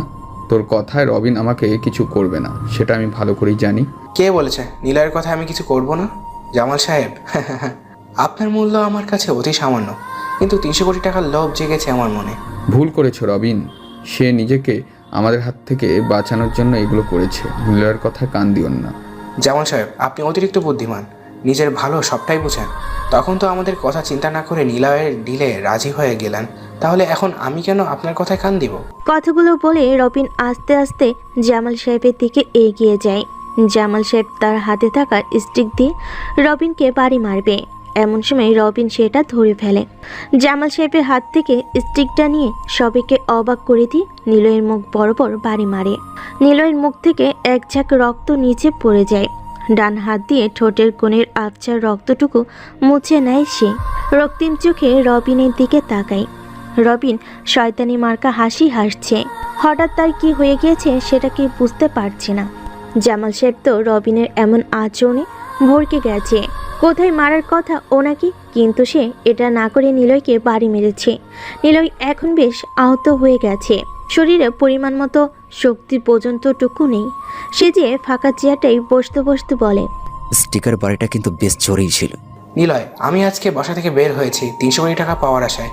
যদি সেটা না হয় তাহলে তোকে মেরে দিব। রবিন, তোর শরীরে দিন দিন শক্তি বেড়েই চলেছে।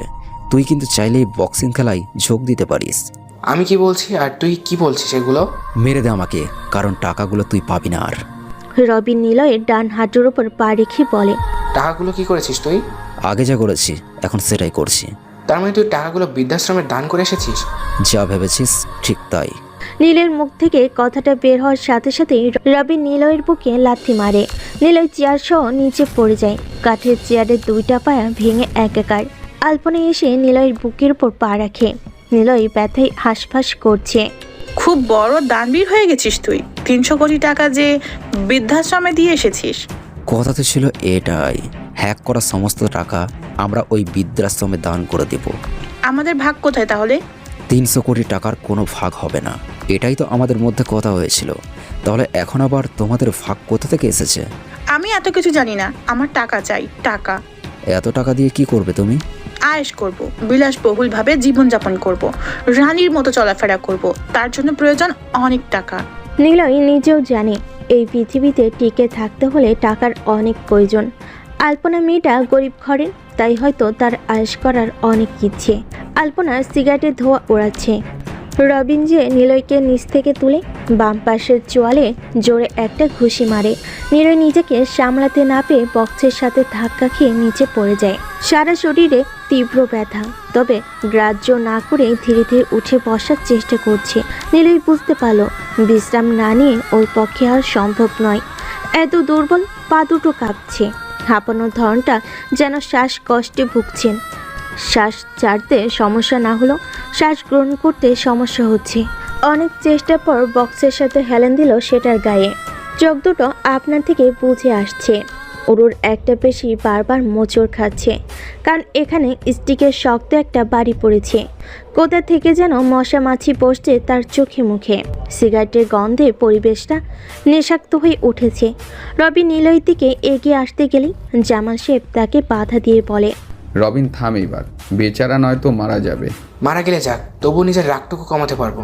এইভাবে হবে না, আমি শেষবারের মতন তোকে সুযোগ দেব। জামাল সাহেব শান্ত গলায় ডাক দেয়, নিলয়। নিলয় ঠোঁটের কোণে শুষ্ক হাসি রেখা ঝুলিয়ে বলে, 5 জনকে একসাথে মারতে আমার বেশি সময় লাগবে না। সবাইকে মরার আগে জানিয়ে দিচ্ছি, যদি কারো কোনো ইচ্ছা থাকে তাহলে বলতে পারিস, আমি সেটা পূর্ণ করার চেষ্টা করব। আর এমন কিছু চাইবি না যেটা এই মুহূর্তে পাওয়া অসম্ভব। মাথাটা নিচু করা, একটু জোরে শব্দ করে কথাগুলো বলে থামে নিলয়। শ্বাস নিতে কষ্ট হচ্ছে তার, তবু সে কথাগুলো বলছে।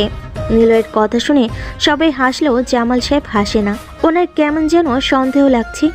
নিলয়ের নীরবতা খুবই জঘন্য, অসদ্গুণ আরোপ করে। তার নীরবতাই সামনের শত্রুর নিশ্চিত মৃত্যু। জামাল সাহেব আর দেরি করে না, একটা পিস্তল বের করে। নিলয় সেদিকে তাকিয়ে একটা মুচকি হাসি দেয়। অন্ধকার থেকে আচমকা কাঁচ ভাঙার আওয়াজে সবাই সেই দিকে লক্ষ্য করে, কিন্তু কাউকে দেখা যাচ্ছে না, শুধু কালো অন্ধকার। আরেকটা কাঁচ ভাঙার শব্দ হয়। এইবার একটা ছেলে বন্দুক হাতে অন্ধকারের দিকে হেঁটে যায়, কিন্তু অনেকক্ষণ হয়েছে সে আর ফিরে আসে না। জামাল সাহেব চিন্তিত গলায় বলে ওঠে, মাসুদ, তুই গিয়ে দেখে আয়, রবিন কেন এখনো আসছে না। জামাল সাহেবের কথা শুনে নিলয় আহত গলায় হাসে। নিলয়ের হাসির আওয়াজ শুনে মাসুদ নামের ছেলেটা দাঁড়িয়ে যায়। পিছন ফিরে আরেকবার নিলয়ের শুকনো মুখের দিকে তাকায়। নিলয় হাসছে। মাসুদের মনে মনে একটা ভয় কাজ করছে, তবু সে রবিনের হাতের ইশারায় অন্ধকারের দিকে যেতে থাকে। অন্ধকারের মধ্যে কেউ একজন হারিকেন হাতে দাঁড়িয়ে আছে। হারিকেনের হলদে আলোয় মাসুদ দেখতে পায় রাব্বির মৃতদেহ। সে সিগারেটে ফেলে AK-47 দিয়ে আগন্তুকের দিকে একটা গুলি ছুড়ে, কিন্তু সেটা লক্ষ্যভ্রষ্ট হয়ে পিছনের দেওয়ালে লাগে। আগন্তুক বাম হাতে হারিকেনটা রেখে ডান হাতের পিস্তল দিয়ে একটা গুলি করে। এবার আর লক্ষ্যভ্রষ্ট হয়নি, সরাসরি বুলেটটা যে মাসুদের বুকে লাগে। রক্তমাখা দেহে লুটিয়ে পড়ল মাসুদ। অন্ধকার থেকে পিস্তল চালানোর শব্দ শুনে ভয় পেয়েছে জামাল সাহেব। রবিন তার পিস্তলটা হাতে নেয়। সবাই তাকিয়ে আছে অন্ধকারের মধ্যে থেকে হারিকেন হাতে বেরিয়ে আসা আগন্তুকের দিকে। মাথায় বড়সড় একটা টুপি পরেছে সে, গায়ে কালো রঙের বাদামি মেয়েলি জ্যাকেট। গুটি গুটি পায়ে হেঁটে আগন্তুক এসে থামলো জামাল সাহেবের সামনে। রবিন পিস্তলটা জায়গা মতো রেখে দেয়। মেয়ে মানুষ, তাই ভয় পাওয়ার কোনো উল্লেখ কারণ খুঁজে পাচ্ছে না রবিন। নিলয় নিজেও অবাক উদীয়মান এই নারী আগন্তুককে দেখে। কিসের জন্য তার আগমন এখানে হয়েছে কিছুই বুঝতে পারছে না নিলয়। সে কিছুক্ষণের জন্য তাকাই আগন্তুকের দিকে। মুখটা সাদা মাস্কের জন্য বোঝা যাচ্ছে না, চোখ দুটো স্পষ্ট, লম্বা লম্বা চুলগুলো পিঠে ছড়িয়ে গেছে। তার হাতের দিকে তাকায় নিলয়। বাম হাতে হারিকেন আর ডান হাতটা সম্পূর্ণ ফাঁকা। তবে কিছুক্ষণ আগে যে সে পিস্তল চালিয়েছে এটা তার হাত কাঁপা দেখেই বোঝা যাচ্ছে। আলপনা এতক্ষণ চুপ করে দাঁড়িয়েছিল, এখন সে মুখ খুলে বলে, এই মেয়ে, কে তুমি? আর এখানেই বা কি করছো? দেখতে এসেছি কি হচ্ছে এখানে। অন্ধকারে পিস্তল চালিয়েছে কে? তুমি নাকি অন্য কেউ? পিস্তল চালিয়েছে কোথায়? আমি তো শব্দ শুনতে পাইনি। এই মেয়ে, এভাবে হাসতেছো কেন? আপনার কথা শুনে। মেয়েটার কথা শুনে নিলয় কেমন যে সন্দেহ হচ্ছে। মেয়েটার গলার স্বর তার কাছে কেমন যেন পরিচিত বলে মনে হচ্ছে। মেয়েটার হাসি নিলয় খুব কাছ থেকে অনুভব করেছে, কিন্তু সেটাই মনে করতে পারছে না কার গলার স্বর এটা। নিলয় কাশে, মেয়েটা তার দিকে তাকায়। দুজনের চোখাচোখি হলেই নিলয় চোখ নামিয়ে নেয়। পরিচিত চোখ জোড়া আজকে কেন জানি বহুদিনের অজানা মনে হচ্ছে। নিলয় দৃষ্টি চাই রুমের এক কোণে, তার চশমাটা পড়ে আছে, তবে কাজ দুটো ভাঙ্গা। এগিয়ে যায় রবিন মেয়েটার দিকে। তার উদ্দেশ্য ভালো বলে মনে হচ্ছে না। নিলয়ের উঠে দাঁড়ানোর চেষ্টা। জামাল সাহেব নিজের কোটের বোতামটা লাগিয়ে রবিনের দিকে তাকায়। রবিন খারাপ মতলবে মেয়েটার শরীরে হাত বাড়িয়ে দিল, কিন্তু তার হাত পর্যন্ত যাওয়ার আগে সে নিচে পড়ে যায়। একটা গুলির শব্দ, বুলেটটা তার পায়ে গোড়ালিতে লেগেছে। সবাই তাকায় মেয়েটার ডান হাতের দিকে। Single rate of fire of M500 রয়েছে তার হাতে। এটা দিয়ে যে রবিনকে গুলি করেছে এটাতে কোনো সন্দেহ নেই। আলপনা এগিয়ে যাওয়ার সাথে সাথেই তার বাম বাহুতে একটা বুলেট বিদ্ধ হয়। খানিকটা দূরে সরে যায় আলপনা। জামাল সাহেব বুঝে গেছেন আগন্তুক এসেছে নিলয়কে বাঁচাতে। তিনি কিছুক্ষণ চুপ থেকে পরিবেশটা মন দিয়ে বোঝার চেষ্টা করে। হঠাৎ তিনি নিজেই পিস্তল বের করে নিলয়ের হাঁটুতে গুলি করে। নিলয় বুঝতে পারেনি জামাল সাহেব তাকে এইভাবে গুলি করে দিবে। সাথে সাথে তিনি আরেকটা গুলি মাথার উপরে 60 ওয়াটের বাল্বে করে। বাল্ব ফেটে নিচে পড়ে যায়। রুমটার অন্ধকার বিরাজমান করছে। শুধুমাত্র আগন্তুকের হারিকেন থেকেই যতটুকু আলো আশেপাশে ছড়িয়ে পড়েছে। জামাল সাহেব নিজের কভার নিয়ে নেয়। আগন্তুক নিলয়ের দিকে তাকিয়ে তার দিকে এগিয়ে যাবে, অমন সময় আরেকটা গুলির আওয়াজ হয়। অন্ধকারে কার শরীরে লেগেছে গুলিটা কিছু বোঝা যায়নি, শুধু শব্দ হয়েছে কারোর ব্যথা পাওয়ার। আওয়াজটা। আগন্তুক হাত থেকে হারিকেনটা নিচে ফেলে দেয়। অন্ধকারে নিলয়ের হাতটা ধরে কোনো মতে বেরিয়ে আসে রুম থেকে। বাইরে একটা কালো কালারের গাড়ি দাঁড় করানো আছে। আগন্তুক নিলয়কে নিয়ে গাড়িতে ওঠে। সে স্টিয়ারিং ধরে। তার পাশের সিটে নিলয়। তার অবস্থায় বেশি একটা সুবিধা নয়, জ্ঞান হারিয়েছে সে। আগন্তুক আর দেরি করে না, গাড়ি স্টার্ট দেয়। তাদের গাড়িটা চলতে শুরু করে, থামবে কোনো এক হাসপাতালের সামনে। আরিয়া, আমাকে এখনই হাসপাতালে যেতে হবে, তুমি এদিকটা দেখো। এসিপি লতিফ স্যারের কথা শুনে আরিয়া ল্যাপটপ থেকে চোখ জোড়া দৃষ্টি সরিয়ে ওনার দিকে তাকায়। বেশ লম্বা চড়া, বয়স কম বেশি 50। ফুটবল খেলোয়াড়ে একটা ভাব আছে চেহারায়। মাথার উপরিভাগে বিশাল টাক, পরনে ওনার ভালো দর্জি তৈরি দামি পোশাক। হাতে থাকা মোবাইলটা বেশ কিছুক্ষণ পরপর নাড়াচাড় করছে। মুখের মধ্যে চিন্তিত একটা ভাব ফুটে উঠেছে। আরিয়া একটা ফাইল বের করে টেবিলের উপর রাখে। লতিফ সাহেব আরেকবার ঘড়ির দিকে তাকায়। সময় অল্প। আরিয়া বুঝতে পেরেছি ওনার হাতে বেশি সময় নেই, তাই আরিয়া বলে, স্যার কোথাও যাচ্ছেন নাকি? এখনই তো বললাম তোমাকে হাসপাতালে যাচ্ছি। ল্যাপটপে একটা গুরুত্বপূর্ণ কাজ করছিলাম, যার কারণে আপনার কথাটা বুঝতে পারিনি। এখন তো বুঝতে পেরেছো? বেশ বুঝতে পেরেছি, কিন্তু হঠাৎ হাসপাতালে যাওয়ার কারণ কি? আপনার কি শরীর খারাপ নাকি? আমার শরীর খারাপ হতে যাবে কেন? দেখছো না কতটা সুস্থ আছি আমি। আপনি সুস্থ, তাহলে অসুস্থ কে? তোমাকে বলেছিলাম যে আমার একটা বন্ধু আছে, পুলিশ কমিশনার, নাম জামাল। তার পায়ে গতকাল রাতে গুলি লেগেছে, খুব খারাপ একটা পরিস্থিতি, তাকে দেখার জন্য যাচ্ছি। আপনি যান তাহলে, আমি এদিকটা সামলে নিব। লতিফ সাহেবের একটা বিশ্বাস আছে আরিয়ার প্রতি। তিনি আরিয়ার কাঁধে হাত রাখে। আরিয়া ওনার দিকে তাকিয়ে মুচকি একটা হাসি উপহার দেয়। বেরিয়ে যায় এসিপি লতিফ স্যার। আরিয়ার ইমেলে একটা মেসেজ আসে।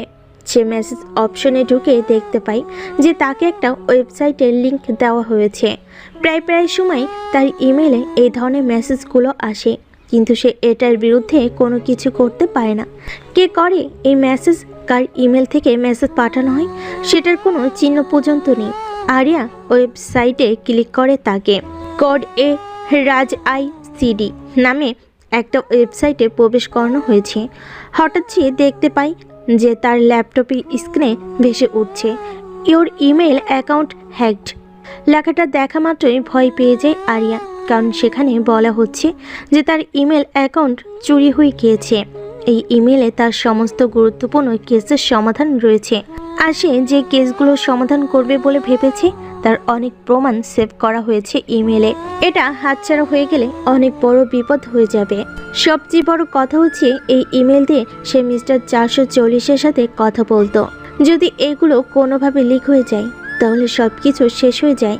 আনিয়া কিছু বুঝতে না পেরে টেবিলের উপর থেকে মোবাইলটা নিয়ে একটা নাম্বারে ডায়াল করলো, যেটা মিস্টার 440 দিয়ে সেভ করা। ওই পাশ থেকে নাম্বারটা বন্ধ দেখাচ্ছে। চিন্তে পড়ে গেছে আরিয়া। বসে থেকে উঠে দাঁড়িয়েছে। পাশে কেবিন পারভেজের। পারভেজ হচ্ছে জুনিয়র CID অফিসার। এই পর্যন্তও সে অনেক কেসে আরিয়াকে সহায়তা করেছে। আরিয়া পারভেজের কেবিনে ঢোকার সাথে সাথেই পারভেজ নিজের কাজ রেখে বসা থেকে উঠে দাঁড়ায়। আরিয়া হাত দিয়ে বসার জন্য ইশারা করে। পারভেজ নিজের কাজে মনোনিবেশ করে। আরিয়া দ্রুত যে পারভেজের ল্যাপটপে নিজের ইমেলটা লগ ইন করার চেষ্টা করে, কিন্তু বারবার ইনকারেক্ট পাসওয়ার্ড দেখাচ্ছে। আরিয়া বুঝে গেছে হ্যাকার তার মেইলের পাসওয়ার্ড পরিবর্তন করে ফেলেছে। আর কোনো উপায় নেই। মন খারাপ করে সে কেবিন থেকে বেরিয়ে যায়। পারভেজ সেদিকে তাকিয়ে রহস্যময় একটা হাসি দেয়। পকেট থেকে মোবাইলটা বের করে কাউকে ফোন দিয়ে বলে, কাজ শেষ।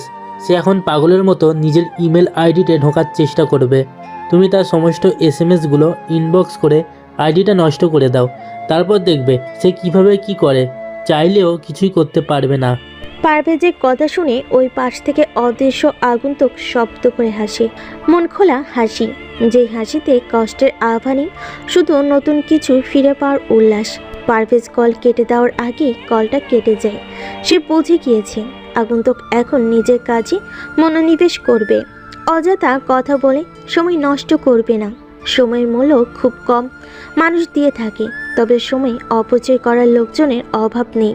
পারভেজের মেলে একটা ছোট্ট মেসেজ এসেছে, যেটা দেখে তার ঠোঁটে কোণে হাসি রেখা ফুটে ওঠে। তার ব্যাংক অ্যাকাউন্টে টাকা ঢুকেছে। সে জানে কে পাঠিয়েছে এই টাকাগুলো, তবে তার নাম বলতে ইচ্ছুক নয় পারভেজ। রহমান সাহেবের কাছ থেকে ওনার বাইকের চাবি নিয়ে বাইক স্টার্ট দেয় আরিয়া। বাসার উদ্দেশ্যে রওনা দেয় সে। বলে রাখা ভালো, রহমান সাহেব হচ্ছে আরেক জুনিয়র CID অফিসার।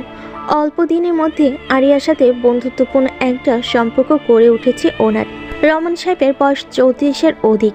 আরিয়ার থেকে বয়সে অনেক বড় হবে, তবে দুজন দুজনের সাথে বন্ধুসুলভ আচরণ করে। আরিয়া বাসে পৌঁছে গেছে। সোফার উপর হেলান দিয়ে দু পায়ের ওপর ল্যাপটপ রেখে সেটাই মশগুল হয়ে আছে শ্রাবণী। তার পাশে কালো কালারের কফির মগ রাখা। গরম কফি থেকে ধোঁয়াগুলো বাষ্পীভূত হয়ে যাচ্ছে।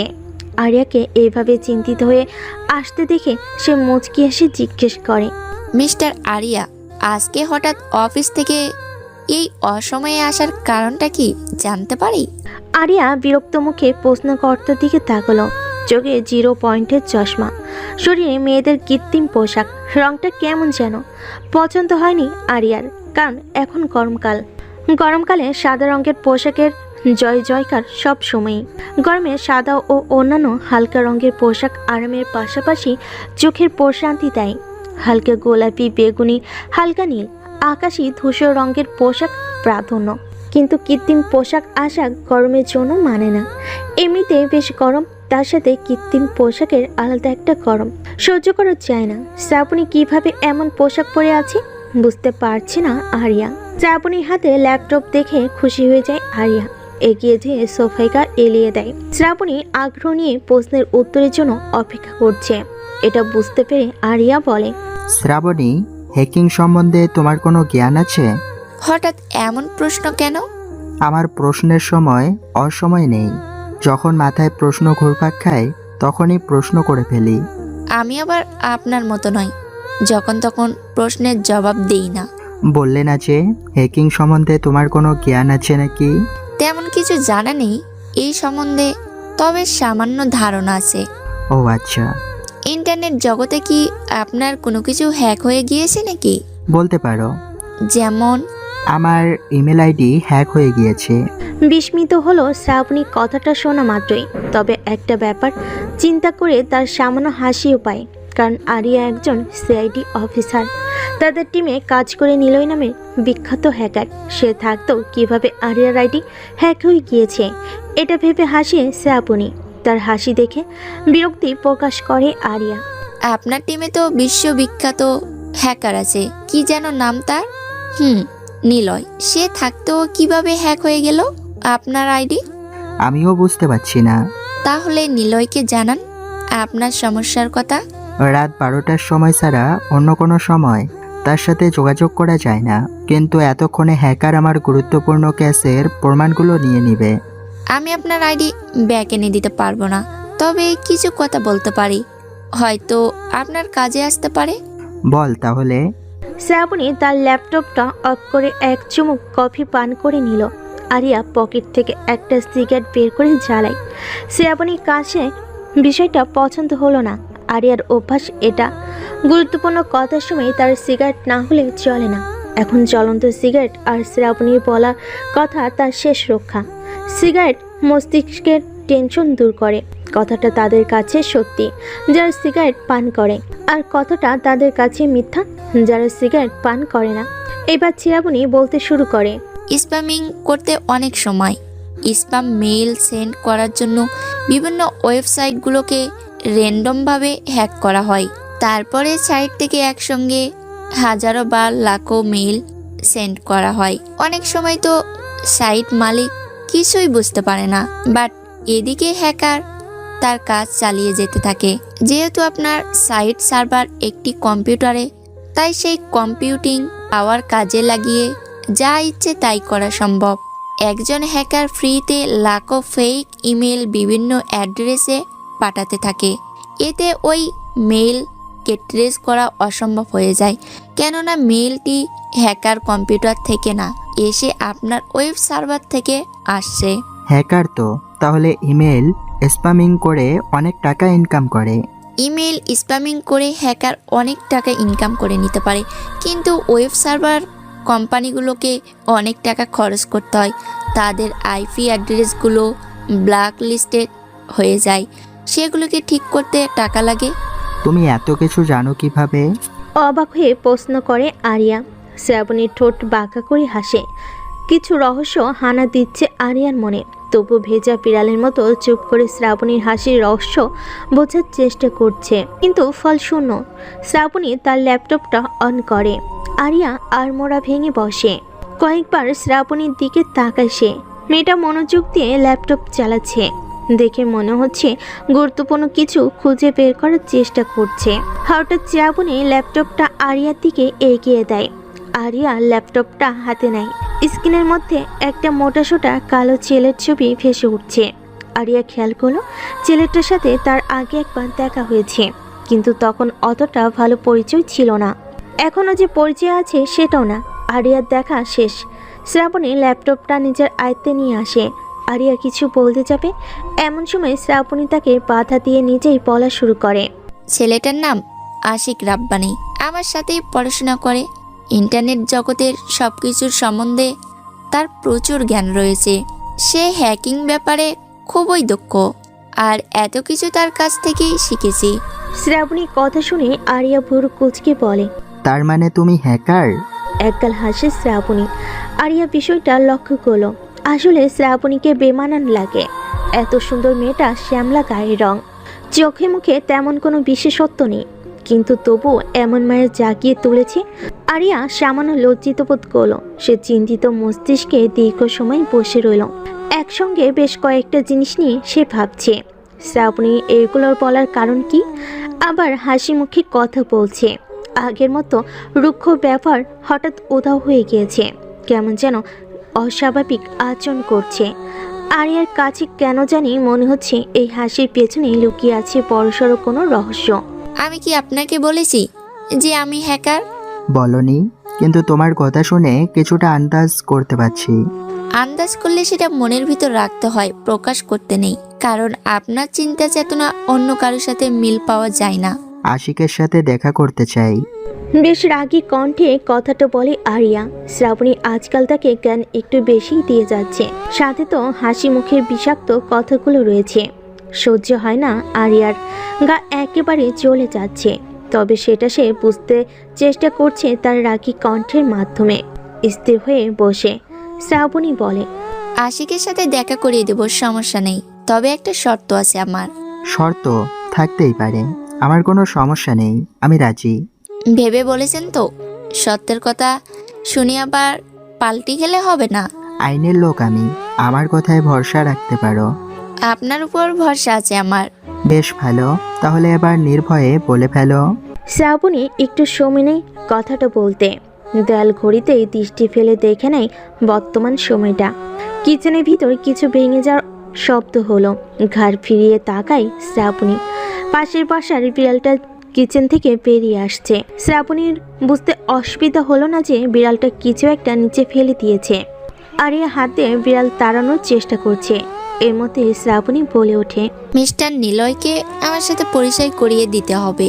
তারপর আমি আশিকের সাথে আপনার পরিচয় করিয়ে দিব। আরিয়া সরু চোখে তাকিয়ে শ্রাবণীর দিকে। ডান হাতটা দিয়ে লম্বা চুলগুলো ঠিক করে নেয়। বাম হাতের আঙ্গুলের ফাঁকে থাকা জ্বলন্ত সিগারেটে আরেকটা টান দিয়ে নির্বিঘ্নে ধোঁয়াগুলো ছাড়তে থাকে। আরিয়া স্বাভাবিকভাবে সিগারেট টানছে। শ্রাবণী ভেবেছিল আরিয়া কথাটা শুনে অবাক হয়ে অস্বাভাবিক আচরণ করবে, কিন্তু সে কিছুই করছে না। শ্রাবণী কিছু বলতে যেও থেমে যায়। আরিয়ার সিগারেটের প্রায় শেষ পর্যায়ে। সে বসা থেকে উঠে দাঁড়ায়। একবার শ্রাবণীর ওপর দৃষ্টি ফেলে হাঁটা ধরে মেন দরজার দিকে। শ্রাবণীর আগে ফুসফুস করছে। ল্যাপটপটা পাশে রেখে সোফার নরম কাপড়ে খামচে ধরেছে। রাগে তার চোখ মুখ লাল হয়ে গিয়েছে। বিষয়টা আরিয়া পিছ ফিরে দেখে নিয়েছে, কিন্তু কোনো শব্দ না করে মুচকি হেসে বাসা থেকে বেরিয়ে যায়। নিলয়দের ভবনের দক্ষিণ দিকে দোতলা একটা ছোটখাটো ভবন রয়েছে। নিলয় একাকী সিঁড়ি বেয়ে উপরে উঠছে। ছোট ছোট খোপ খোপ জানালার মতো। আলো বাতাস আসা যাওয়ার জন্য এই ভবনটা অতি পুরনো। নিচতলার দারোয়ান ছাড়া অন্য কেউ থাকে না। উপরের তলায় ভূতের ভয়ে কেউ যাওয়া আসা করে না। প্রায় 20 বছর আগে একজন ছাত্র আত্মহত্যা করেছে এই ছাদে এসে। সেটার ভয়ে মূলত কেউ আসে না এখানে। কেউ কেউ বলে থাকে মারা যাওয়া ছাত্রের আত্মা এখনো ঘুরে বেড়ায়। নিলয় তা বিশ্বাস করে না। সিঁড়ির একেবারে শেষ প্রান্তে এসে দরজার সামনে দাঁড়ায় সে।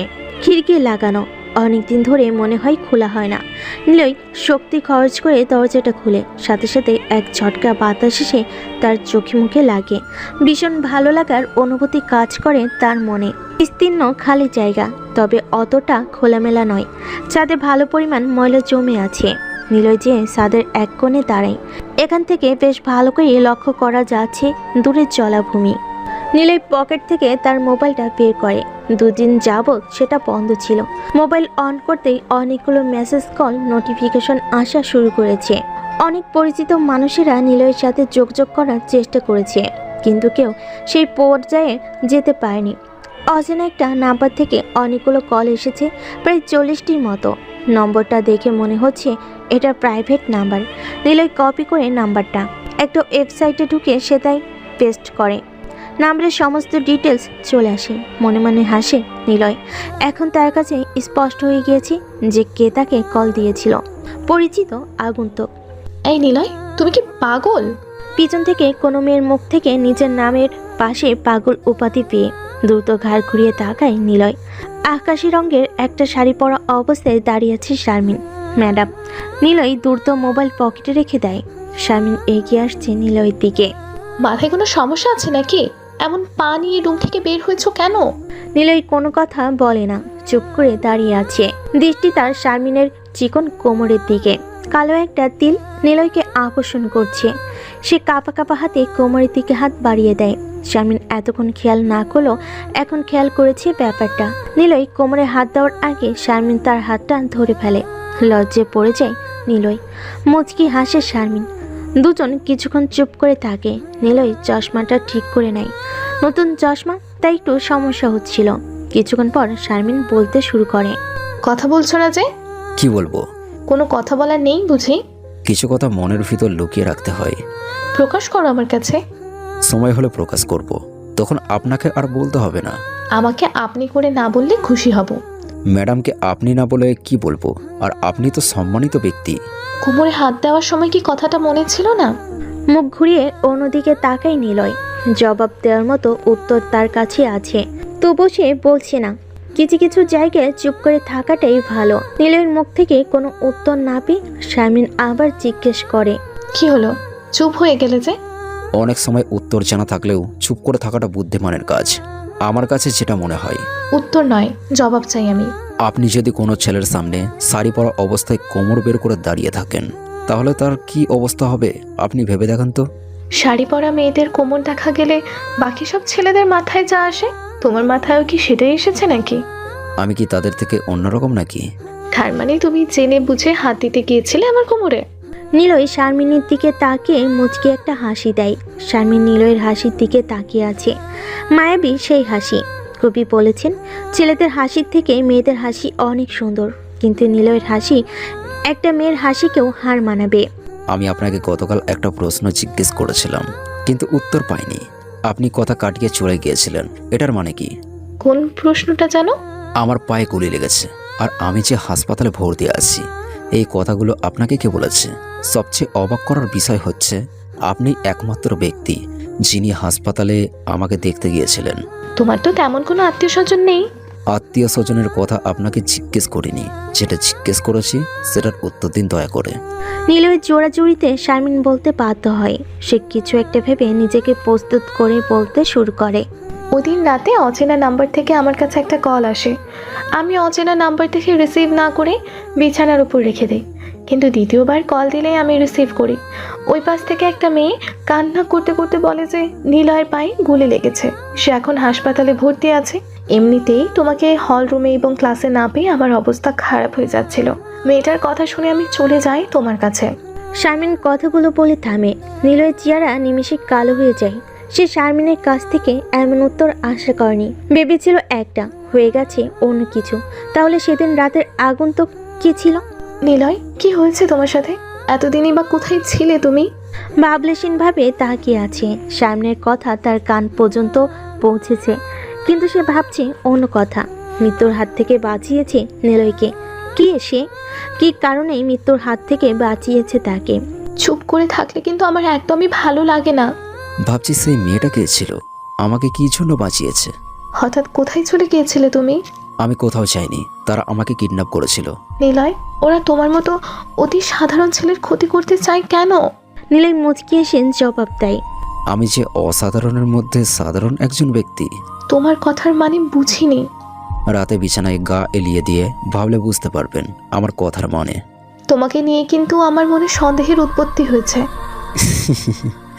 আমাকে সন্দেহ করলে কিন্তু আপনি নিজেই সন্দেহর মায়া জালে আটকে যাবেন।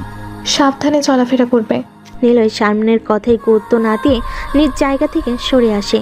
সামনের দিকে হাঁটা ধরে। সে যেটার জন্য এসেছিল সেই কাজটা করতে পারল না। এর আগে শারমিন চলে এসেছে। কিছু দূর এগিয়ে গেছে নিলয়। তার পিছনে দু এক পা করে শারমিন এগিয়ে যাচ্ছে। নিলয় শারমিনের রহস্যময় কথা ভাবছে না, তবে শারমিনের কথা ফেলেও দিতে পারছে না। কেননা শারমিন নিলয়ের মোবাইল দেখে ফেলেছে। এই কারণে হঠাৎ সন্দেহ করে বসেছে। নিলয় সিঁড়ি বেয়ে নামতে যেয়ে পড়ে যেতে নিলেই শারমিন ধরে ফেলে। তৃতীয়বারের মতো শারমিনের হাতের ছোঁয়া পেয়েছে নিলয়। ভালোই লাগছে, যেই অনুভূতি প্রকাশ করার মতো নয়। নিলয় শারমিনের চোখের দিকে তাকিয়ে হাসে। শারমিনও সাথে সাথে একটা লাজুক মাখা হাসি উপহার দেয়। সময় দুপুর 1:30। সূর্যের তীব্র আলো মানুষের হয়রানি যেন বেড়ে চলেছে, তবু কেউ থেমে নেই। শহরের ব্যস্ত লোকগুলো সূর্যের আলোয় আরো দ্রুত কাজগুলো করতে ব্যস্ত। অধিক পরিমাণে গাড়ি চলাচল তো আছে, যার সাথে রাস্তার জ্যাম ফ্রি। ঠোঁটের কোণে সিগারেট, হাতে একটা ব্যাগ, ফলে ছুরি হাতে। বাংলাদেশ মেডিকেলের সামনে দাঁড়িয়ে আছে এসিপি লতিফ সাহেব। মূলত তার গন্তব্য হচ্ছে নিজের আহত ফ্রেন্ড জামাল চৌধুরী কেবিনে। গতকাল রাতে সন্ত্রাসীদের হামলায় জামালের পায়ে বুলেট বিদ্ধ হয়, যার কারণে আজকে সে হাসপাতালে অবস্থান করছে। লতিফ সাহেব বুকে ঝুলে থাকা কালো চশমাটা চোখে পড়ে নেয়। সূর্যের আলো ওনার চোখে দৃষ্টি ফেলতে বাধা সৃষ্টি করছে। গাড়িটা পার্কিং করে এসে মেন গেটে দাঁড়িয়ে আছেন উনি। হাসপাতালের ভিতর ধূমপান করা নিষিদ্ধ। লতিফ সাহেব আবার অতিরিক্ত পরিমাণে সিগারেট পান করেন। জামাল অসুস্থ, সেখানে সিগারেট পান করা যাবে না। বন্ধুর সাথে কিছুক্ষণ কথা বলবেন তিনি, কিন্তু এতক্ষণ সিগারেট ছাড়া থাকতে পারবেন না লতিফ সাহেব, যার কারণে পরপর 3টি সিগারেট নিমিষে শেষ করে ফেলেছেন তিনি। বর্তমানে হাতে একটা সিগারেটও প্রায় শেষ।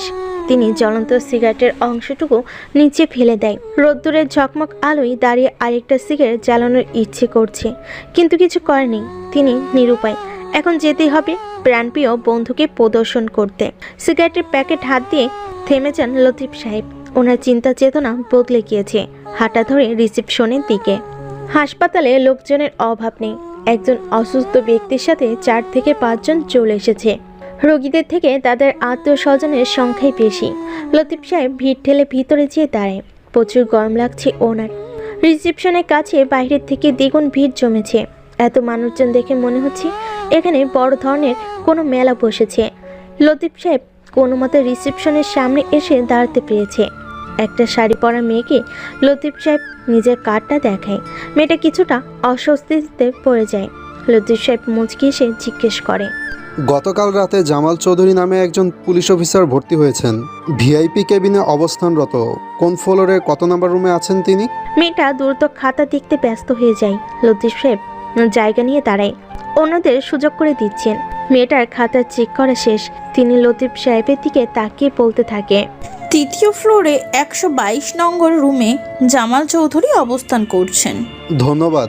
ছোট্ট করে মুচকি এসে ধন্যবাদ দিয়ে সেখান থেকে চলে আসে লতিফ সাহেব। শিবে এত উপরে ওঠা সম্ভব না, যার কারণে তিনি লিফটের মাধ্যমে 2য় ফ্লোরে যেয়ে পৌঁছায়। হাঁটতে হাঁটতে এক পর্যায়ে 122 নম্বর রুমের সামনে এসে দাঁড়ায় লতিফ সাহেব। রুমের ভিতরে কেউ উচ্চস্বরে কথা বলছে। ব্যক্তিটা অবশ্য জামাল চৌধুরী। ওনার কথার তেজ এত বেশি যে বাইরে থেকেও স্পষ্ট শোনা যাচ্ছে। লতিফ সাহেব ভিতরে যাবেন কি যাবে না এটা নিয়ে চিন্তায় পড়ে গেছেন। কারো পার্সোনাল কথা থাকতেই পারে। জামাল সাহেব যতই ওনার বন্ধু হোক, প্রফেশনের দিক থেকে দুজন আলাদা। হয়তোবা প্রয়োজনীয় কোনো কথা বলছে, কিন্তু কার সাথে এত জোরে জোরে কথা বলছে বাইরে দাঁড়িয়ে কিছুই আন্দাজ করতে পারছেন লতিফ সাহেব। অপেক্ষার প্রহর কেটে গেছে। বেশ বিরক্ত বোধ করছেন লতিফ সাহেব। আর অপেক্ষা করা যাবে না, মনে মনে ঠিক করে নেন তিনি। ওনার নিজেরও কাজকর্ম আছে। সারাক্ষণ হাসপাতাল থাকলে তো আর হবে না। রুমের দরজা ঠেলে ভিতরে প্রবেশ করেন তিনি। জামাল সাহেব কাউকে লক্ষ্য করলেন না উনি। মস্ত বড় রুমের মাঝামাঝি দিয়ে 3টা বেড রাখা আছে। এর মধ্যে থেকে উত্তর পাশটায় শুয়ে আছে জামাল। লতিফ সাহেব ফলের ঝুড়িটা একটা টেবিলের উপর রাখে। বেডের পাশে একটা চেয়ার রাখা আছে। তিনি চেয়ার টেনে বসে। জামাল অন্যদিকে মুখ ফিরিয়ে শুয়ে আছে। লতিফ কয়েকবার গলা ঘেঁষে জামালের অ্যাটেনশন নেওয়ার চেষ্টা করলো, কিন্তু জামাল মুখ ফিরাচ্ছে না। লতিফ বিরক্তিকর একটা নিঃশ্বাস ছেড়ে জামালকে ডাকতে শুরু করে, জামাল, কিভাবে কি হয়েছে আমাকে বল। এবার জামাল মুখ ফিরিয়ে তাকায় লতিফের দিকে। গতকাল রাতে একটা গোপন মিশন আছে। আমি আমার টিম মেম্বারদের নিয়ে সন্ত্রাসীদের বিপক্ষে গুলি চালিয়েছি, কিন্তু হঠাৎ করে একটা বুলেট এসে আমার পায়ে লাগে। এরপর আর কিছু মনে নেই আমার। 11টার দিকে জ্ঞান আসলে তোকে কল দিয়ে জানাই আমার করুণ অবস্থা। আমার সাথে মিথ্যা কথা বলছিস কেন? আমি তোর সাথে মিথ্যা বলতে যাব কেন? কারণটা আমি বলবো নাকি তুই নিজেই বলবি, কোনটা? জামাল বিস্মিত হয়ে তাকায় লতিফের দিকে। লতিফ পকেট থেকে একটা সিগারেট প্যাকেট বের করে বেডের উপর রাখে। জামাল উঠে বসে, পিছনের দিকে হেলান দেয়। লতিফ একটা সিগারেট জ্বালিয়ে জামালের দিকে এগিয়ে দেয়। জামাল সিগারেটের ছোট্ট করে একটা টান দিল।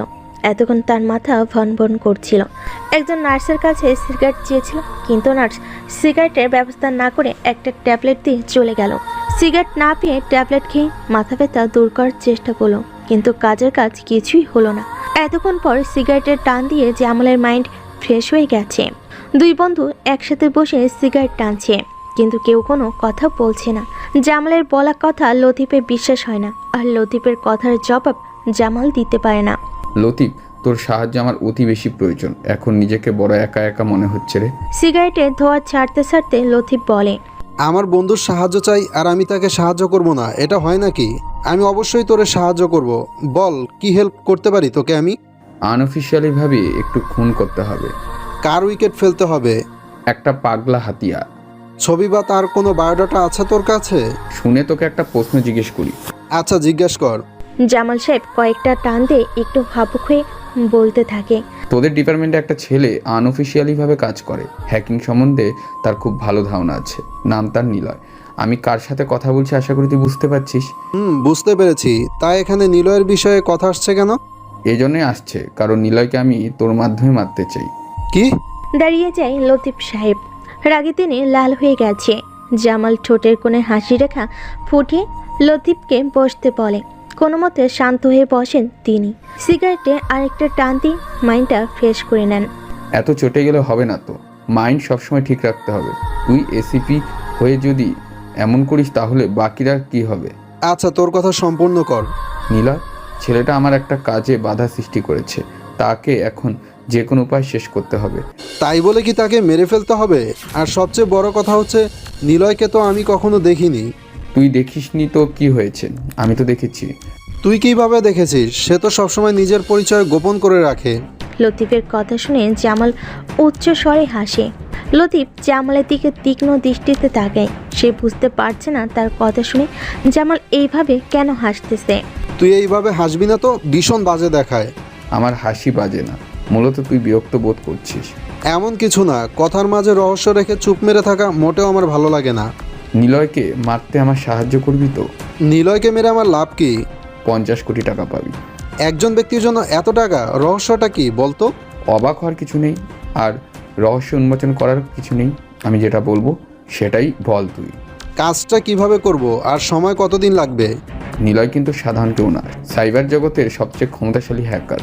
তাকে মারতে কিছু পরিমাণের মাইন্ড গেম খেলতে হবে। আমি এত কিছু বুঝি না, আমার চাই টাকা, বিনিময়ে নিলয় তোর। আমি সুস্থ হয়ে প্ল্যানটা তোকে বলবো, ততদিন তুই তোর টিমকে প্রস্তুত কর। মাথা ঝাঁকায় লতিফ। জামাল সিগারেটের পুরো অংশটা জানালা দিয়ে বাইরে ফেলে দেয়। বসা থেকে উঠে দাঁড়ায় লতিফ। একবার নিজের বন্ধুর দিকে তাকিয়ে রহস্যময় মুচকি হাসিতে বেরিয়ে যায় রুম থেকে। জামান নিলয়কে মারার প্ল্যান সাজাতে থাকে। রাত তখন বরাবর 12টা। বিছানার উপরে ফোন শব্দ করে বেজে ওঠে। ল্যাপটপটা টেবিলের উপর রেখে মোবাইল হাতে নেয় নিলয়। অচেনা নাম্বার থেকে কলটা এসেছে।